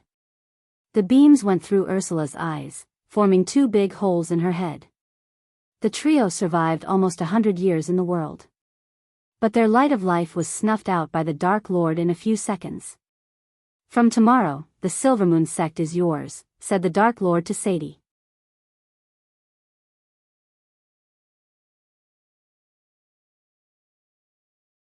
Chapter 664, Rowena and Ghost meet each other. While Azazel was slaughtering Michael's potential foes dressed as the Dark Lord, Michael sat in his room with Elidor, enjoying the experience points. By killing the 3 sect leaders, Michael earned 1.5 million badass points. Since the level cap to reach the next level in the fusion stage was 800,000 experience points after the system upgrade, he leveled up once. Currently, Michael was a fusion stage level 8 cultivator with just 100,000 experience points away from reaching level 9. Michael leaned back on his chair, watching Elidor drawing glowing runes on the floor. Under the red carpet, Elidor created an array that would let Michael travel between the Ukulun realm and the outside world. Is it ready yet? Asked Michael. Do you know how many defense arrays are around Mazeroth? Elidor answered Michael's question with a question of his own. No idea, Michael shrugged. 128. It's not simply to pass through all of them undetected. So give me some time, Elidor sounded annoyed. You don't have to be a bitch about it, Michael chuckled. He was in a good mood despite his current situation. If he didn't break through to the half-immortal stage in 6 months, his life would be reset. Thanks to Rowena, he had more than enough time to reach the half-immortal stage.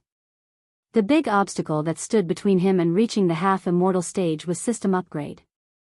Luckily, he had upgraded the system. So he only needed approximately 1 million experience points to reach the half-immortal stage.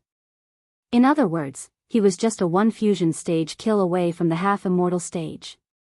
Hopefully, Azazel would find some targets to slaughter. What's your plan for Adelia? Are you any closer to finding a cure for vampirism? Asked Elidor. Ever since he heard what happened to Adelia, he has been nagging Michael to find Adelia. It wasn't like Michael didn't want to find Adelia. He almost lost his life trying to find her. Rather, Adelia was clever enough to hide from the rest of the world for years. His best bet was to find the wise dragon residing somewhere in the treacherous ocean. However, when it comes to curing the vampires, Michael had other plans. The vampires were a deadly force to be reckoned with. If he had an army of vampires, he would be unstoppable. Curing them would turn them into mere mortals, which was a waste of such a powerful force. Hence, Michael wanted to get rid of their weaknesses instead of stripping their power. What's the point of curing them when I can make them better? Elidor stopped working on the array for a moment to look at Michael. His eyes glimmered with shock. What do you mean? Elidor creased his brows. Think about it. All I have is enemies. Everywhere I turn, I see nothing but people who want my head on a pike. The Guardians, the Sky Hall, the vampires, the Queen, and her minions, and tomorrow, there will be someone else. The Order is still in the baby phase. I am sick of having too many enemies and too little help. So I am going to build an army of vampires. I just need to get rid of their lust for blood and weakness for the sunlight. Once I do that, they won't be just cured. They'd be better, said Michael. Elidor sensed the excitement in his voice. Unfortunately, Elidor wasn't convinced by Michael's reasoning. What about people like Adelia? Those who were forced to be a vampire? This chapter upload first at Novelbin. Net. If you want to read more chapters, please visit Novel Next. Com to experience faster update speed. Wow, did you drop your brain today? You're not listening to me. If you take away the blood, lust and weakness for sunlight from a vampire, they will be just cultivators. Michael leaned forward, slapping the back of Elidor's back. In other words, I am curing them, said Michael. As long as they don't have any side effects. After all, she is your family, Elidor hissed. I almost died for her. That's not enough? Michael slowly shook his head. Come on, let's go. We have a damn class to attend. I feel like a school kid. Michael rubbed his temples. He was frustrated thinking about attending classes, especially the useless ones like close combat, spell casting, and history of cultivation. The only subject that interested Michael was alchemy, unlike almost all the students in the House of Alchemy. They all hated Lane. Speaking of Lane, Professor Lane interrogated Michael about the Blood Prince and how he came into contact with one. Although Michael was an excellent liar, he didn't take the risk of lying to Lane. Thus, Michael told him everything except the part where he met the vampires to find Adelia. Since it was all true, Lane believed Michael. Surprisingly, he also advised Michael to stay as far as possible from the vampires. Furthermore, he also asked a few things about Voldegards. Michael still couldn't believe Lane was Julian Voldegard's uncle. Apparently, Lane left the family for some reason after a fallout with Julian's father. If Lane didn't leave the Voldegard family, Lane would have been the family head, not Julian's father.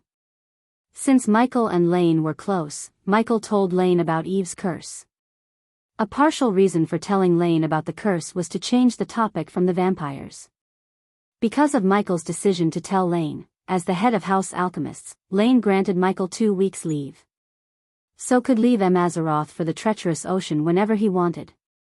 He was just waiting to reach fusion stage level 9. Then, he would leave for the treacherous ocean. Unfortunately, Gaia had to stay in Azaroth, to avoid raising suspicion. Michael was still figuring out how to tell Gaia to stay. When it comes to her mother, she was an adamant person. Soon, Elodie and Michael navigated through the corridors and reached the combat classroom. Many of the House Alchemist's students greeted Michael with waves and fist bumps. As usual, Michael and Elodie went straight to the last bench and put down their books and quills on the table. The two of them leaned back against the wall, closing their eyes to take a short nap. In the entire classroom, only they liked to sit on the last bench and nap during Gaia's class. The others were too scared even to bat an eye once she had entered the classroom. 30 minutes passed in a blink of an eye. Many thought Professor Steinmeier missed the class. Even Michael wondered where Gaia went. His train of thought was cut short by a gentle voice. "Excuse me," Michael heard a girl's voice. At first, he thought the voice was coming from the table next to them. He was proven wrong when someone tapped his shoulder twice. Elodie was long asleep to the point he was snoring. Michael, on the other, slowly opened his eyes. A blonde girl with bubbly eyes stared at him. She held the books against her chest and wore emerald green robes, which meant she was an alchemist. But Michael had never seen her before. "Can I sit here?" she asked. Michael looked around the classroom and found several empty benches, especially among the girls. So Michael wondered why the hell this girl wanted to sit next to him on the last bench at that. "Knock yourself out," Michael sighed and slid aside. After all, he didn't own the classroom to tell the girl to scurry off. To Michael's surprise, the girl smiled after sitting next to him and extended her hand to shake his hand. "I am Ruby, this chapter upload first at Novelbin." Neat. As soon as Michael heard the name, it flooded his mind with memories he had buried deep in his head. Ruby, the images of Ruby in Michael's orphanage flashed across his eyes. She was like a big sister to Michael. He killed for the first time in his life to protect Ruby. Even before transmigrating to this strange new world, Michael visited Ruby to ensure she was happy. For a few moments, Michael's mind was filled with the memories of Ruby. He remained silent until the girl waved her hand before his face. "Hello," Michael snapped back to reality. "We don't actually say our names here," said Michael. The girl grimaced. I completely forgot about that." "Keep this between ourselves, okay?" said the girl. Michael nodded. He had zero clues that the girl was none other than Rowena Winston. The spell she cast on herself was too powerful for the environmental scanning or the X-ray eyes to see through her disguise. After saving Michael with the cold flames, she decided to spend some time with the person who saved her family not once but 3 times. Furthermore, she felt some strange connection with Ghost when she sent the cold flames into his body. She wanted to find the root cause of this strange new feeling. "Is he always like this?" Ruby asked, looking at Elodie. Michael smiled. "Pretty much," said Michael. "I am not very good at alchemy," said Ruby. "So, will you be able to help me if I'm stuck at some point?" Michael looked at her. She seemed genuinely asking for his help. Usually, Michael would avoid teaching anyone except Olivia, but the name Ruby was kinda his weakness. So Michael sighed inside and nodded. "Will do." Once again, Michael and Rowena shook each other's hands without knowing the truth. This was the beginning of Rowena and Michael's relationship. Unfortunately, they both didn't know where it would take them.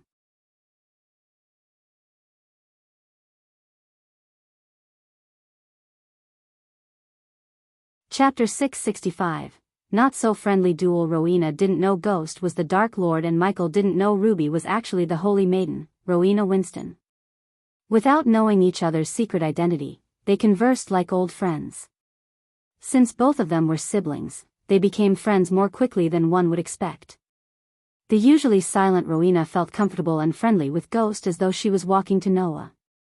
Michael explained some of the fundamentals of alchemy to Ruby, in exchange for some battle tips. To Michael's surprise, Ruby seemed very competent in battle arts. She talked about war formations, battle tactics, and controlling flames to great extent.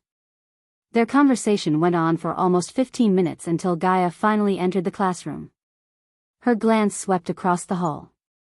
She slowly walked behind the ceramic table located before the green board.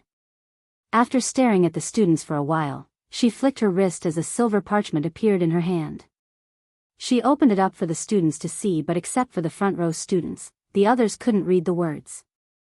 I have in my hand the second year, Battle of the Houses Circular, said Gaia. She amplified her voice with arch energy for every student to hear her. Many of you may know about this, but if you don't, let me give the gist. Each student in each house has to pick a challenger from within their house or from the other to engage in a friendly tournament. It's not a battle tournament. Instead, you will be given a flag when your challenger accepts the challenge. Defend the flag from your challenger. That's it. If you are a daredevil alchemist who wants to challenge someone from the warrior house, you have to defend yourself using potions, spells, begging, anything. If you're a rune master, you will use runes to defend your flag. If you're a blacksmith, you build stuff to fortify your area. The students looked excited to show what they could do. Many had already fixed their challengers in their minds. Hearing their excited murmur, Gaia rolled her eyes. Don't be too quick to get excited. Since the headmaster will be watching the duel, I decided to spice things up. I allowed the seniors to participate in the duel. So you better pray you don't get a challenge from a senior. Of course, you have the right to decline the challenge, but it won't look good on you. Chicken. Gaia ridiculed those who wanted to back off if a senior issued a challenge to them. However, Michael felt excited. There was no one in his current batch who could defeat him. Not that the seniors could defeat Michael, but battling seniors would make him get more badass points when he mops the floor with them. The last time he faced a senior named Diego, he almost killed the guy.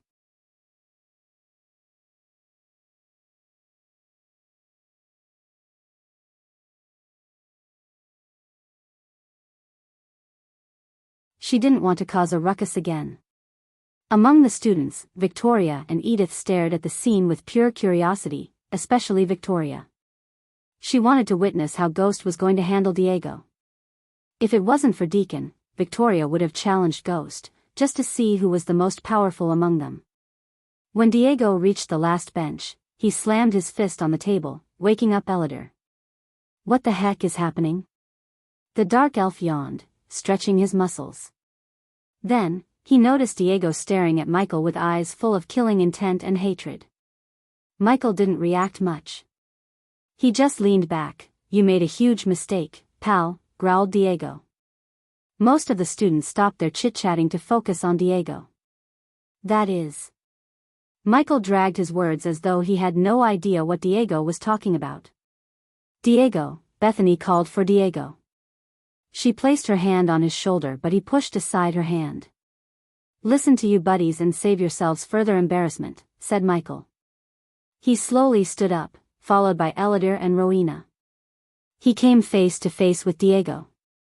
Since Michael was taller than Diego, he looked down at Diego with a ridiculing smirk. You may have bested me earlier. But it won't happen again. Just get out of my face. Diego's words were cut short as Michael nudged him aside with his broad shoulder and walked away from him. Arrogance is weakness disguised as strength. It will only lead you one way, down. When Michael was passing Elliot, he heard these words from him. Instead of responding to Elliot, Michael walked away. He preferred to talk in action rather than words. In 3 days, he would show the difference between him and all the others.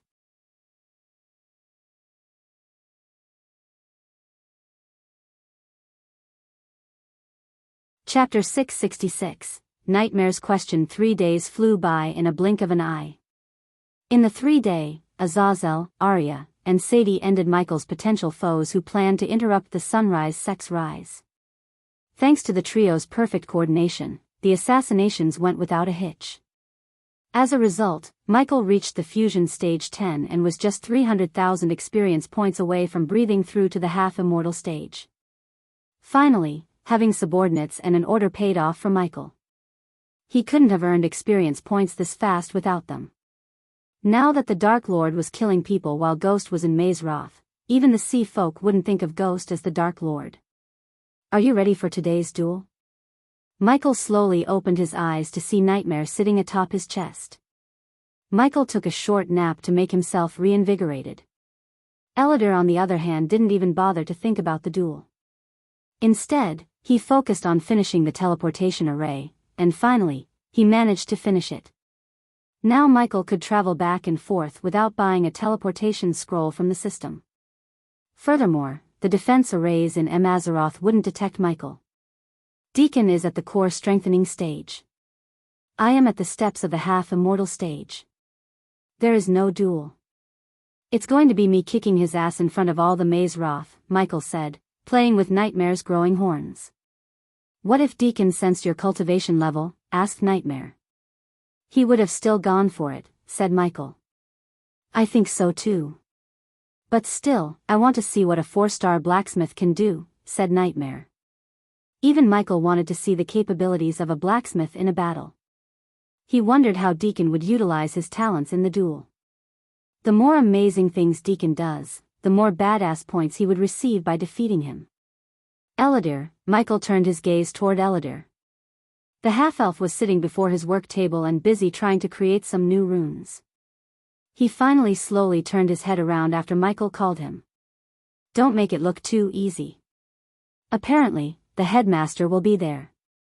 So we have to play it safe. Wulfric, that old bastard, you know him? Michael rose from the bed with a tinge of curiosity in his eyes. He grabbed Nightmare gently and kept the dragon on his lap. He took Nightmare's front legs and made him do a little dance while talking to Eladir. The gesture showed Eladir of the Dark Lord's playful side. The more time Eladir spent with Michael, the more he realized that Skyhall pushed Michael to be the Dark Lord. If he was left alone, Eladir knew he would have lived his life peacefully. By stripping the Dark Lord of everything, the Skyhall dug its own grave. His powers grew by the day. Eladir sensed it. Although he acted calm and composed when he was with Michael, Eladir was afraid of the Dark Lord deep down. He couldn't even imagine how powerful the Dark Lord would be after stepping into the half-immortal stage, the start of the Dark Lord's godhood. I do, Eladir nodded his head. Tell me about him, asked Michael. You know the usual. An orphan with immense talent. Chosen by the Maze-Roth when he was little. He studied, taught, and became the headmaster. No one has a clear idea how old he is. All I know is he must be an immortal. Speaking about? What are the stages above half-immortal? Asked Michael. Immortal, half-celestial, celestial. After the celestial stage, your body can leave this world and venture into the universe out there. This chapter upload first at Novelbin. Net. If you want to read more chapters, please visit Novel Next. Com to experience faster update speed. Why would anyone do that? Asked Michael. He was genuinely curious to see what's the point of leaving this world when it has so much to provide.